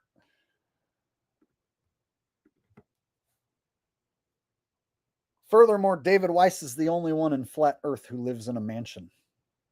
So out of all the flat earthers, which one sells the app and gets to go be on Roseanne and Alex Jones and Jim Brewer and push a tracking app, made so much money that he lives in a fucking mansion? Dave Weiss is the only one. So a guy who says the earth is flat lives in Greenwich, Connecticut in a fucking mansion in an elitist area, gets to go on Alex Jones and Roseanne. Sure. And there's still people who think he's not a shill and think that Dave Weiss is a legit guy just trying to push the message of the flat earth. Couldn't be any further from the truth. RL says, how does Crow 777 tie into it? I have respect to him. Rose 777 hangs out with Crow 777. Rose is a shill witch who ties right back to the Baby Truther show. The intro to the Baby Truther show features Rose doing 666 hand signs over her eyeballs in a very cringy manner. Do you need me to show you Rose 777 doing 666s over her eyeballs in a very cringy manner? Just imagine what that looks like. That was the beginning to the Baby Truther show. Rose 777. Rose 777. Crow 777. Oh, and they tie back to each other. And it just so happens, Crow, if you mention shills like Jaron, Dave Weiss, Mark Sargent, Crow says, hey, don't call people shills. Nobody's a shill. And I'll block you if you say the word shill. So Crow likes to control people's language and say that nobody's a shill and don't call people shills. And if you're going to use the word shill, he blocks you. What does that tell you? I'm not Jake 777. I'm Jake Gibson. So I know the channel is called Jake the Asshole, but my name is actually Jacob Gibson. That's my real name. And this is my real face. And this is my real personality, and I ain't trying to fake out nobody. I'm a straight shooter in every sense of the word. Whereas Rose 777 pretended to be a flat earther. And then when Jaron decided he's going to turn on the flat earth cult community and flip-flop to the globe and become a pro-globe cuck, Rose 777 is in Jaron's corner. Still in Jaron's corner. So what does that tell you? Jaron turned on the flat earth and became a pro-globe cuck, and you got Rose 777 right there at his side, supporting him. Rose ties right back to Crow.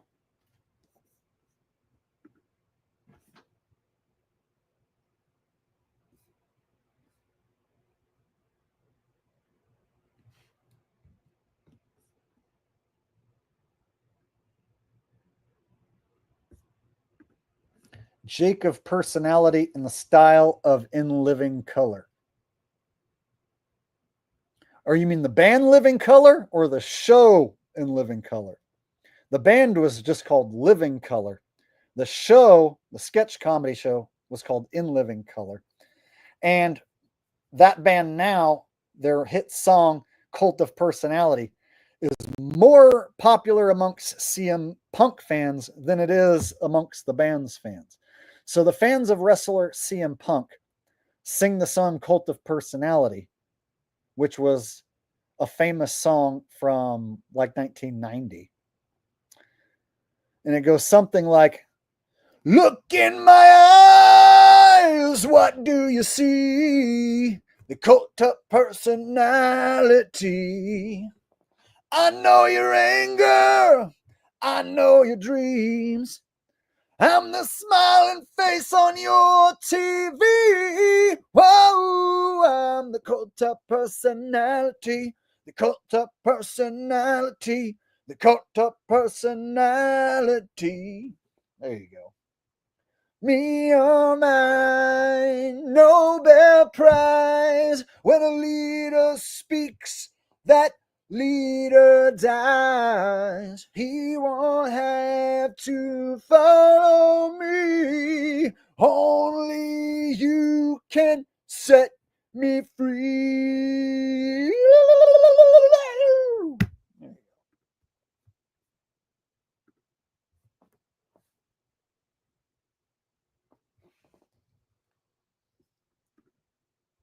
Lemming in a shiny metal box says, Sir Jake, what do you think the truth of the song Puff the Magic Dragon is?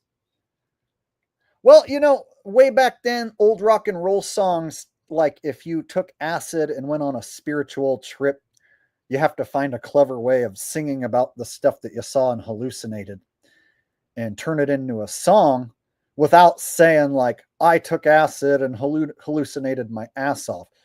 So, you know, we all live in a yellow submarine or Puff the Magic Dragon, you know, these old rock and roll lyrics and stuff from these old songs. You got to remember, like, if in the 60s or 70s, if you ate acid and hallucinated your ass off, you have to, like, come up with some musical way of, like, communicating that to the audience without saying, I took acid and I got fucked up, and here is what I saw.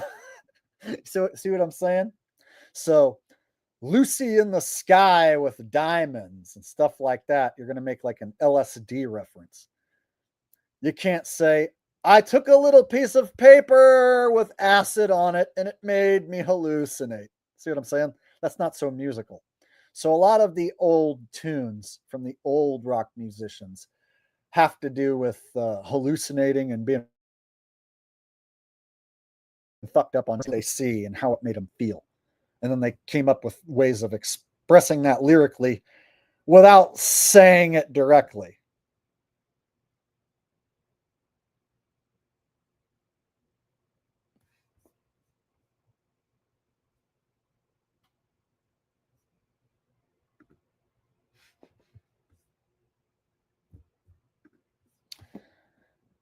Gerardo 1343 says you got a STP voice. So I have sang Stone Temple Pilot tunes, covers, with my old classic rock cover band. And so I even picked out a few Stone Temple Pilots tunes so that we had a couple 90s songs in our repertoire. So I was in a classic rock cover band called Raising Cain, and we played for like 6 years, played a lot of shows, and we threw in some STP tunes to give us a few 90s songs for if we were ever in a situation where there was a younger crowd. So yeah, I was in a classic rock band that sang 70s songs, 80s songs, and 90s songs. And so my voice, I can sing anything in the mid-range register, like anything. And I can sing anything in the lower register. And the only stuff that I have trouble singing note for note is songs that are up in the high register. So anything from the grunge era, I can nail any of it, whether it's Alice in Chains, Stone Temple Pilots, Nirvana, Soundgarden, like you name anything from the grunge era, I'll sing the shit out of it, note for note. Chris Cornell, not a problem for me. Whereas like songs that have a super high register, you know, like if I'm going to sing like a Journey song, I can get through the first part of Don't Stop Believin', but then the last part of Don't Stop Believin', where I got to belt the chorus over and over again and then do that ascending fucking high note into the heavens, that's the only thing I can't sing is repeated high notes over and over and over and over again. So I can sing any fucking rock and roll song damn near perfect, except for the ones where they sing super high ascending notes over and over. So yeah, Stone Temple Pilots all day long in my sleep. When I feel my time's a wasted go, And where you going till tomorrow, and I see these are the eyes of disarray. So would you even care? And I feel it, and she feels it. Where you going for tomorrow? When you go where the master found, and I feel it when dogs begin to smell her. Would you stand alone? Where them dogs to find her? Got tied and tied to wait for tomorrow to find her, to find her, to find her, yeah. Now, the guy singing those tunes now can't sing like that. So if you go watch Stone Temple Pilots, there's some guy on stage singing those songs, but he don't sound like Scott Weiland, and he don't sound like me, and he can't do what I just did just now. So right now, I can sing better than the motherfucker on stage currently singing Stone Temple Pilots songs. And yes, I am confident enough to know that I'm a better singer than the current Stone Temple Pilots singer. Don't believe me? Go look up the fucker singing Stone Temple Pilots songs right now. He is not as good of a singer as me. All right. And I just got some texts from Rose saying that I missed some super chats. So let me go back and catch up on these super chats.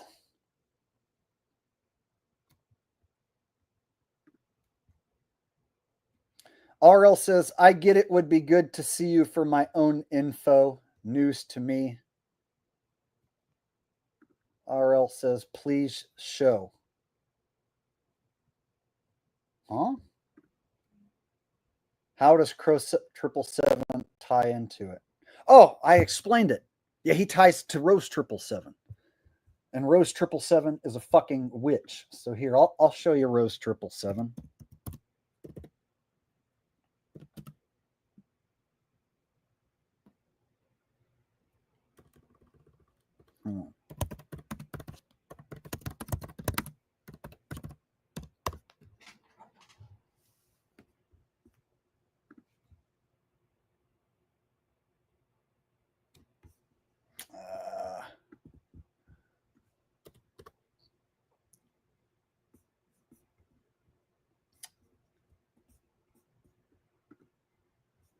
Hold on, I got to go dig up some video now real quick.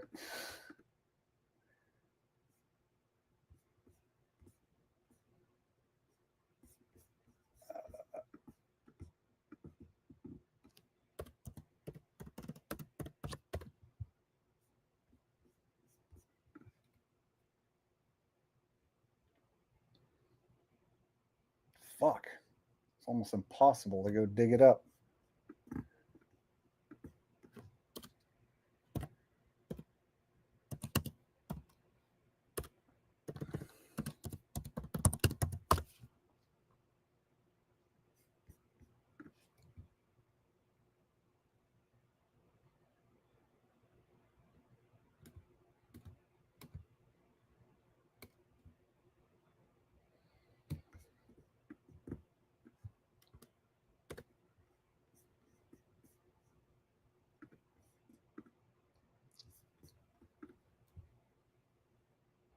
All right.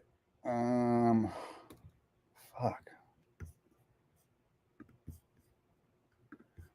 Oh, I'm having trouble finding this damn video. Okay, here we go. Fuck. All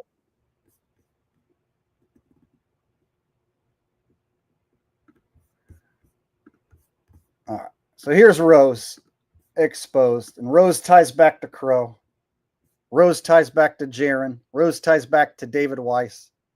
Rose ties back to Sanity Machine. He's a weirdo or crazy or out of my mind. I love people. I love all different kinds of people. I love giving and taking energy from people. I love people. I love giving and taking energy from people. refer to me as a weirdo or crazy or out of my mind. I love people. I love all different kinds of people. I love giving and taking energy from people. I feel like I'm a comedian. She loves giving and taking energy from people. Just look at the schnoz on this thing. What ethnicity does that thing look like to you? Just guess what ethnicity. Yeah, exactly. So just by looks alone, okay, and see, here's the funny thing. That person right there ties back to Jaren.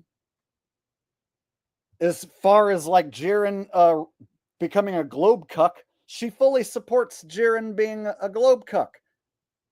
And so if I go to Jaren's channel, I can find a VIP hangout with him and Rose 777. Hey guys, I'm Jaren. You want to join my VIP hangout with me and Rose 777? We're globe believers now. We're former flat earthers. We're totally not shills, you guys. I'm Jaren. I'm honest. I'm gonna hang out with Rose, who likes to steal energy from people because she's so honest and I'm so honest.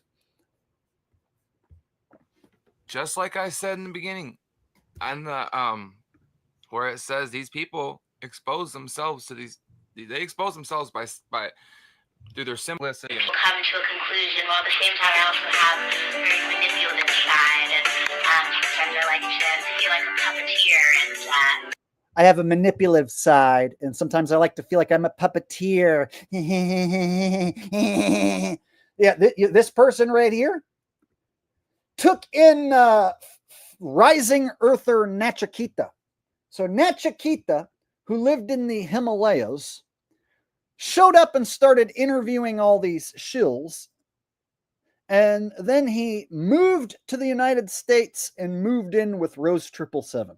So Rose 777 brings Nachikita, a homeless 50-year-old man from the Himalayas, into her home and takes him in. And guess what? It didn't work out. They weren't getting along. And so then Nachikita leaves her place.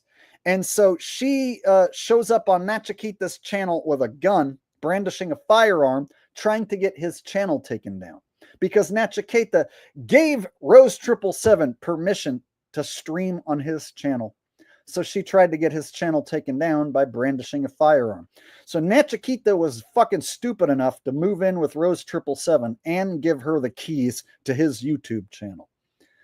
Nachikita said he no longer is friends with Rose, and then he was living with some grandma and doing work out of her basement, running some rising earth cult along with Zetetic Warrior. And then one day, Nachikita disappeared. Gone. All of his videos vanished. Zetetic Warrior stops streaming. Rose 777, oh, she just goes on about doing her stupid shows, and now then she goes over there and hangs with the guys like Sanity Machine. So then there's these guys like Sanity Machine, El Diablo International Radio, who are online bullies, like online cyber bullies, who appear to be like compromised criminals of sorts. So Rose 777 will go hang out with a guy like Sanity Machine, and the two of them seem to be like two peas in a pod. So when you really tie these motherfuckers back to each other, you got to be a no good, stupid piece of shit to hang out with Rose. So anybody who currently hangs out with Rose is a no good, fucking stupid piece of shit and a shill. Anybody who ever hung out with her in the past is a no good, stupid fucking piece of shit and a shill. Need I say more?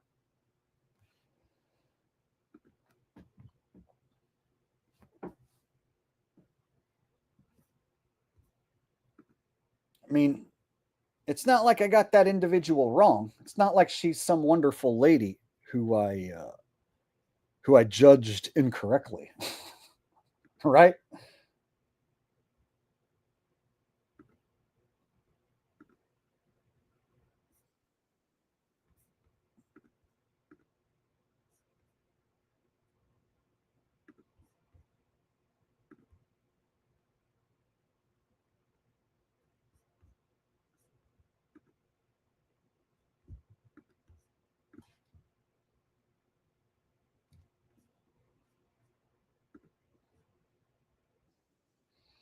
All right. think I found the clip I was looking for. Check it out. So here's a show that I ended when I started exposing Jaron, and I exposed Jaron was an actor, and that everybody on his show was a fucking shill.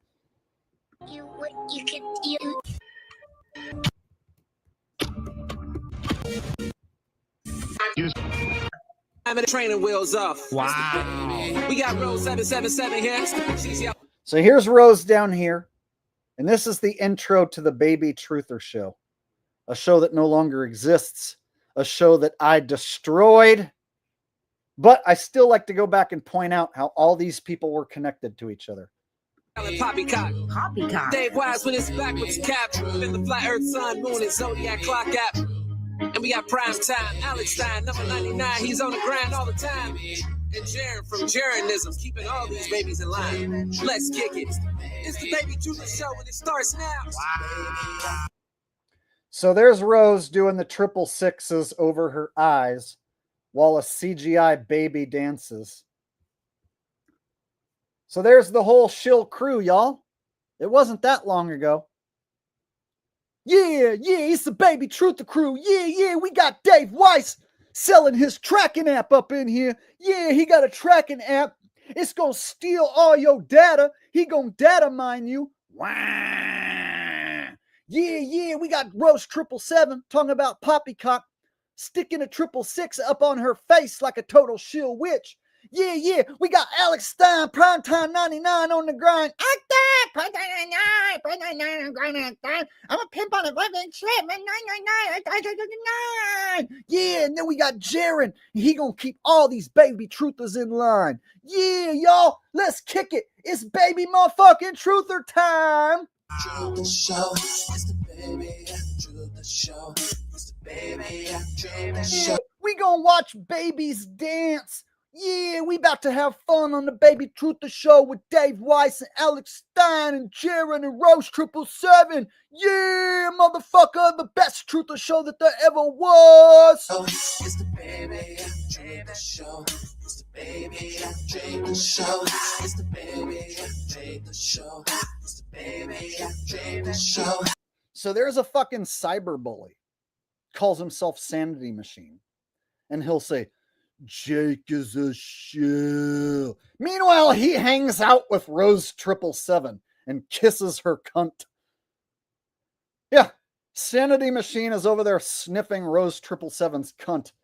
And here she is on the Baby Truther Show. I've seen Sanity Machine call into Jaron's Truther Corner or cornerism shit, his fucking speaker's corner, and go, hey, Jaron, don't you hate Jake the asshole? I hate Jake the asshole. Let's hate Jake the asshole together. Don't you hate Jake? So Stephen from Sanity Machine will call Jaron's show so that he can promote himself and talk about how much he doesn't like me. And he hangs out with this bitch right here, Rose 777. So yeah, there you go. Stephen hangs out with fucking Rose and has the audacity to say, I am a shill. It's the Baby Truther Show. Wow. Sorry, kids. Things ain't always gonna be what they seem. They start you off early, got you thinking that we one team and we should live, breathe, believe the same one thing. Skip the lecture, I'm a director making my own scene. When you find out, only certain people get a ticket to the hideout. Waiting for us to go put the fires in the... Yeah, believe it or not, guys, this was a weekly show, and I exterminated it. And what I did was I started putting the spotlight on Jaron, and I started saying, you guys, this is a shill show. It's not a truther show. How is this even going on? How come no one else is calling this out but me? Furthermore, Jaron's a fucking actor. And then Jaron did a stream like, you guys, Jake the asshole's crazy. He thinks I'm an actor? What the fuck does that even mean? And it turns out, yeah, he was an actor. So I destroyed this fucking shill show. But I want to point out, it wasn't that long ago, y'all. These fucking four shills were all hanging together. And Alex Stein got promoted from here, from this shill show. Alex Stein got promoted to fucking Tucker Carlson. and Alex Jones. So Alex Stein was on this show as a co-host, a lackey, and somehow got promoted up the shill ladder past both these dudes, past David Weiss and past Jaronism. So Alex Stein somehow was a lackey co-host, and fucking somebody saw him and decided that his fucking flamer ass would be useful on Tucker Carlson and on Alex Jones. So shills of a feather flock together. You can always tie these motherfuckers back to each other. And it's not like I have to like make connections that aren't there. No, those connections are totally right there. So check it out. Someone asked about Owen Benjamin earlier. Owen Benjamin was a guest on this show. Hey, what's up? Hey, I'm going to talk about my bears and I'm going to talk about lube and butt plugs. So if I remember correctly, he talked about lube and butt plugs and didn't say anything worthwhile. So when Owen Benjamin was a guest on this show, nothing but verbal diarrhea. So go back and watch Owen Benjamin on the Baby Truther show and come back and tell me that he's a legit dude.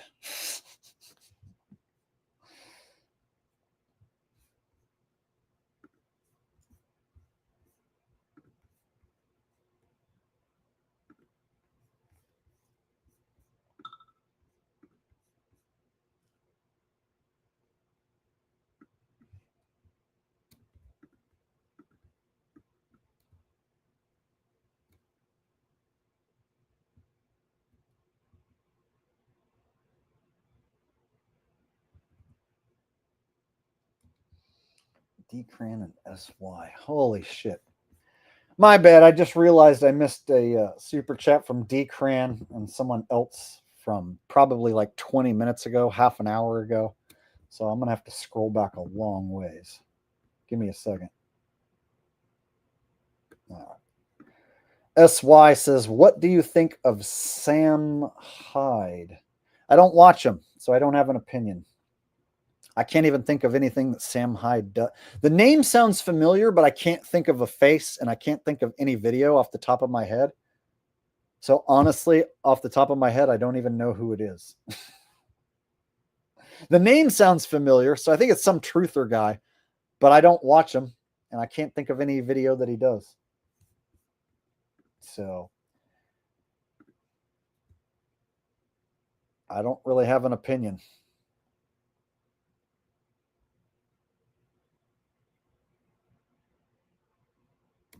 And I missed this one from D. Cran. Said, can you do Trump explaining to his wife why he was holding Big Mike in the fake camera shot at the Coldplay concert?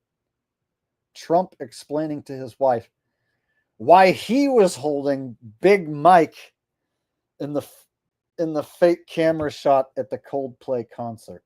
Wow. Okay. What you really don't understand was I'm playing a form of 6D chess. I'm staying ahead of the evil deep state. Creepy Joe did a number on this country. And before Creepy Joe was president a long time ago, even before I was president, you remember Obama was president of this country. Now, he did a lot of terrible things. There's still some things that Obama did many years ago that I am trying to fix right now in my current run. And one thing I can tell you is there's trouble in paradise. Big Mike, you might know Michael Obama and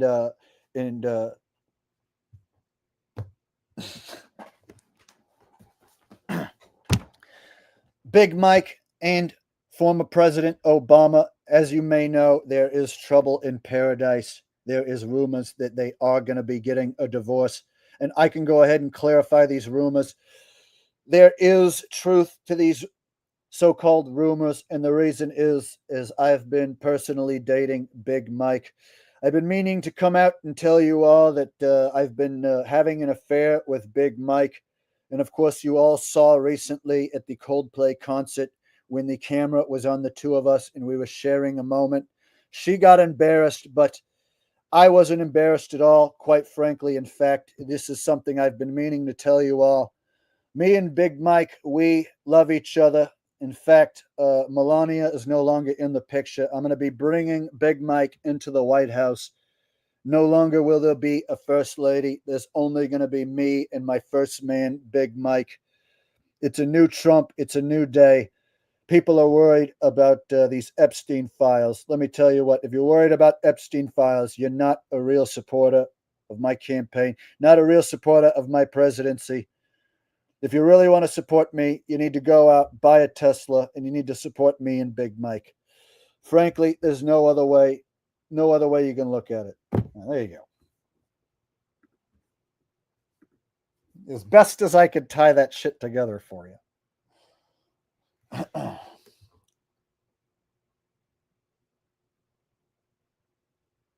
So I think I hit the Decran one from 30 minutes ago.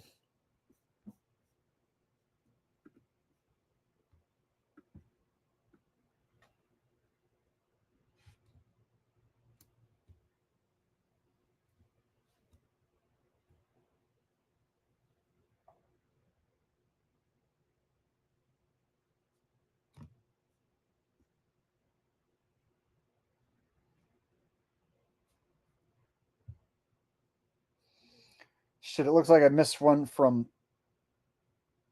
Nev Soul. Asked if I can react to industry hoax. Industry hoax revealed it's Diddy. All right, Nev Soul. Let me try and react to industry hoax revealed it's Diddy. Bring that up for you.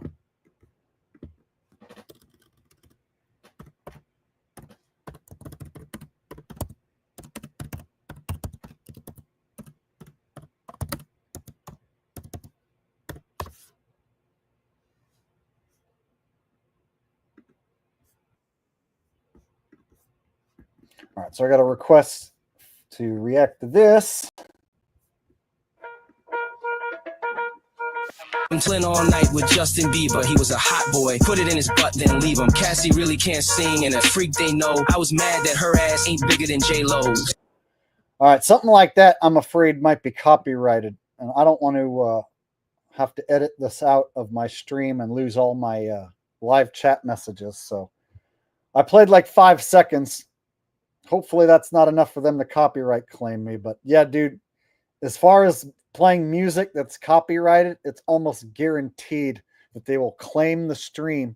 And then the only way for me to get the monetization back is to chop it out of the stream, which means I lose every single message that you guys have put in the live chat. So if I cut out a single second of my stream, the live chat is removed and lost forever. So if you ask me to play a song and it's copyrighted, then what happens is industry hoax revealed gets he gets the copyright claim over the entire fucking stream. See what I'm saying? So he'll get to earn all of the ad revenue from this stream just because I played 5 seconds. So as much as I would like to react to this, I'm afraid it's going to be copyrighted. But just from that little bit, it sounds like a song that's made for sheep, and it's talking about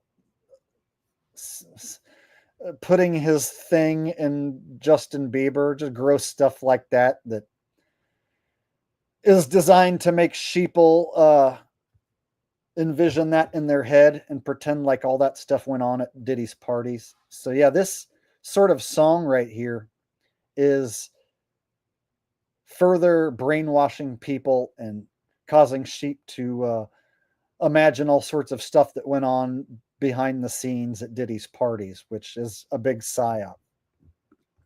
So I would rather not play that song and rather not think about or hear about him doing stuff in Justin Bieber's butt. Okay, so thanks for the super chat, Nev Soul. But yeah, for obvious reasons, I don't want to get copyright claimed, and yeah.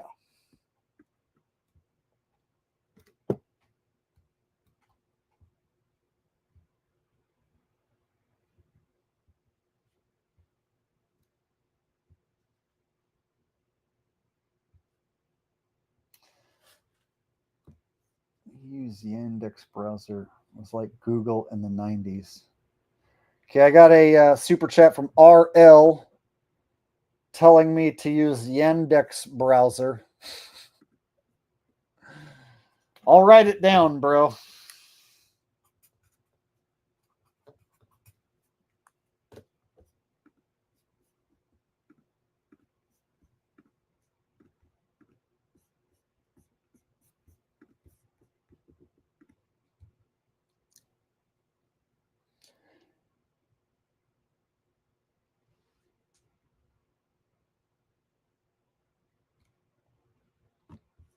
Okay, Drew Bones says Sam Hyde does the tinfoil hat podcast and rubs shoulders with Joe Rogan. Always says he's a comedian. Well, there you go. No need to go any further. Then he's a fucking shill. Just like I showed you with Candace Owens the other night. If I go to Candace Owens' channel and then she's hanging out with Russell Brand, that's it. She's a fucking shill. So if you connect one shill back to another fucking shill, that's it. And here's the difference. So I've a long time ago, I went on like Jaren's show a long time ago when I first started my channel, and he was a flat earther, so acted like a flat earther. I went on like Jaren's show many years ago, but then once I found out he was a shill, I started calling him out. So you can't tie me back to somebody 10 years ago and then be like, oh, you were friends with Jarenism back in 2016. It's like, yeah, but then I fucking called him a shill and destroyed his bitch ass. So the difference is, if you tie a shill back to somebody, they're a shill. Unless they called that person out as a fucking shill. Then you can't tie them back no more. So nobody can tie me back to any flat earth shill and be like, oh, yeah, well, you're a shill because you fucking hung out with Matt Boylan or whatever. No, doesn't work that way. I've exposed every goddamn one of them old shills.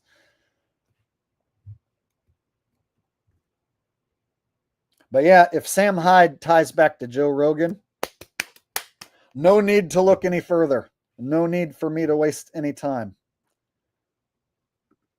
Oh yeah, and the fact that they have a tinfoil hat podcast and that they want comedian or conspiracy guys to call themselves tinfoil hat.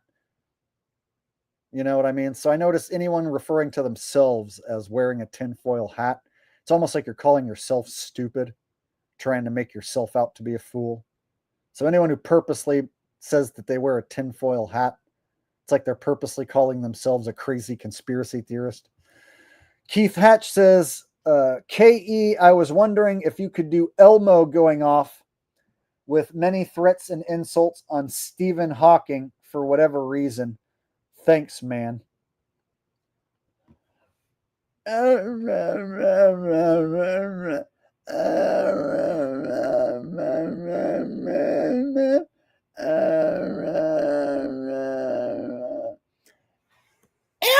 is gonna twins with for Stephen Hawking, even though Stephen Hawking is a crippled, retarded bitch. Elmo doesn't even want to be here twins waiting for fucking Stephen Hawking, but he has to. Elmo is only twins waiting for Stephen Hawking to earn a paycheck. Elmo would much rather be out at the club dancing with honeys and getting drunk than he would be here hanging out with a crippled fucking retard like Stephen Hawking. Stephen Hawking is a mumbling fucking retarded bitch, and Elmo is the world's most famous puppet. Elmo's Twitter account got hacked, and Elmo's pissed off because Elmo was said that I was saying anti-Semitic things, but someone hacked Elmo's account, which is bullshit. Elmo would never say any of those things. Elmo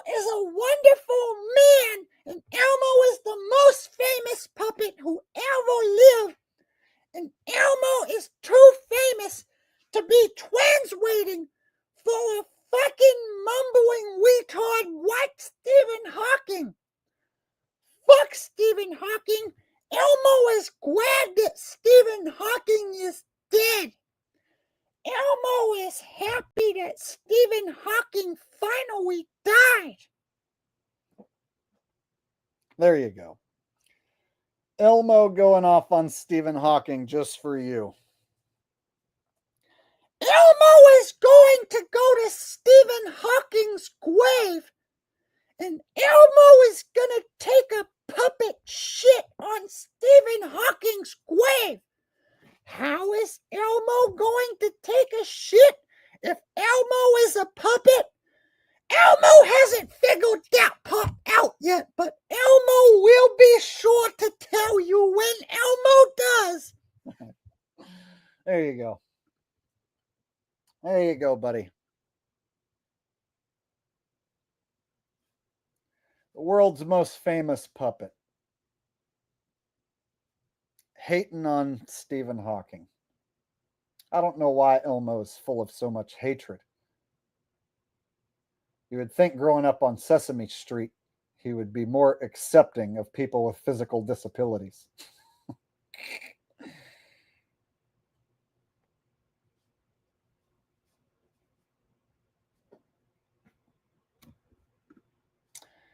Use Yandex browser was like Google in the 90s. All right. Well, I'll look into using Yandex from now on.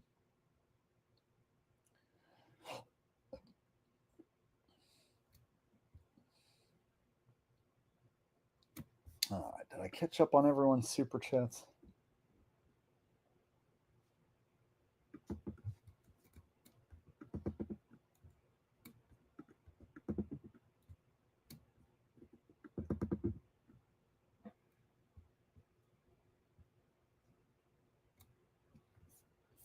I think so. I think I finally caught up on all the super chats. Good times.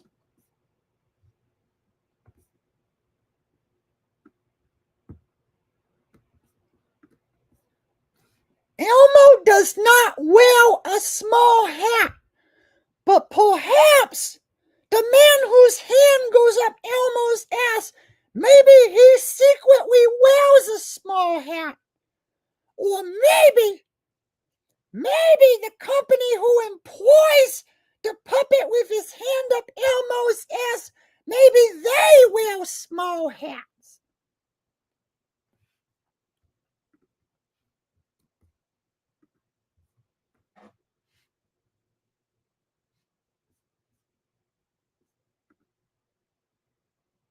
Oh, got some laughing emojis out of Jonna, one of my beautiful mods, and someone who's donated very, very many times, a bunch of times. Very generous. In fact, I want to thank you again. Last stream, Jonna, very generous donation from you, and somebody like you who shows up to almost every stream, and you support the stream, and you laugh when I do something funny. Thank you for being here. I'm glad to have mods like you. And Andy. And Jonah. And Rose.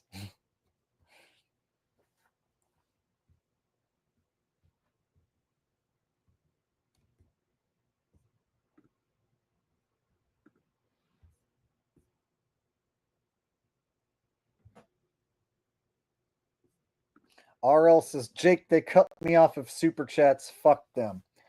Well, I was getting about ready to wrap it up. So how about you save some for me next time, right? So if YouTube decided that they don't want you to send me any more, then I guess we'll wrap it up. I've been on here about 4 hours, and I don't usually like to go that much more over 3 hours. So I went longer than usual today, but 4 hours is enough. My dog wants me to go out on a walk. In fact, we'll have Ralph say hello and goodbye before we wrap it up. Come here, Ralph. So this is your favorite comedian and mine, along with your favorite comedian's dog and mine. We're going to go out on a walk and enjoy the rest of our Saturday night. Thank you guys so much for hanging out with us. I had a good time. I hope you guys did too. There wasn't much tonight for the haters to latch on to. So all of the haters and lurkers, sorry there wasn't many crumbs for you to devour tonight. Maybe next time, losers. So until next time, this is Jake the Asshole and Ralphie. We're going to get out of here, go for a walk. We'll see you guys in the next stream or the next video. Oh, and I want to thank all you guys for supporting the channel. Got the new camera. So tomorrow I'm going to mess with this thing all day long. I'm going to watch every damn video I can about how to use this. And then I'm going to go out and shoot some videos with it, tinker with it. And so hopefully within the next few days, I can get you guys some videos from this thing on the channel, and we can go from there. All right. So thank you guys for watching. Thank you guys for hanging out. You are the best audience a guy could ever have. I love all of you. Thank you again to everyone who sent in a super chat. And when I go back and watch the replay, I will read every single person's message. Have a great night. See you next time.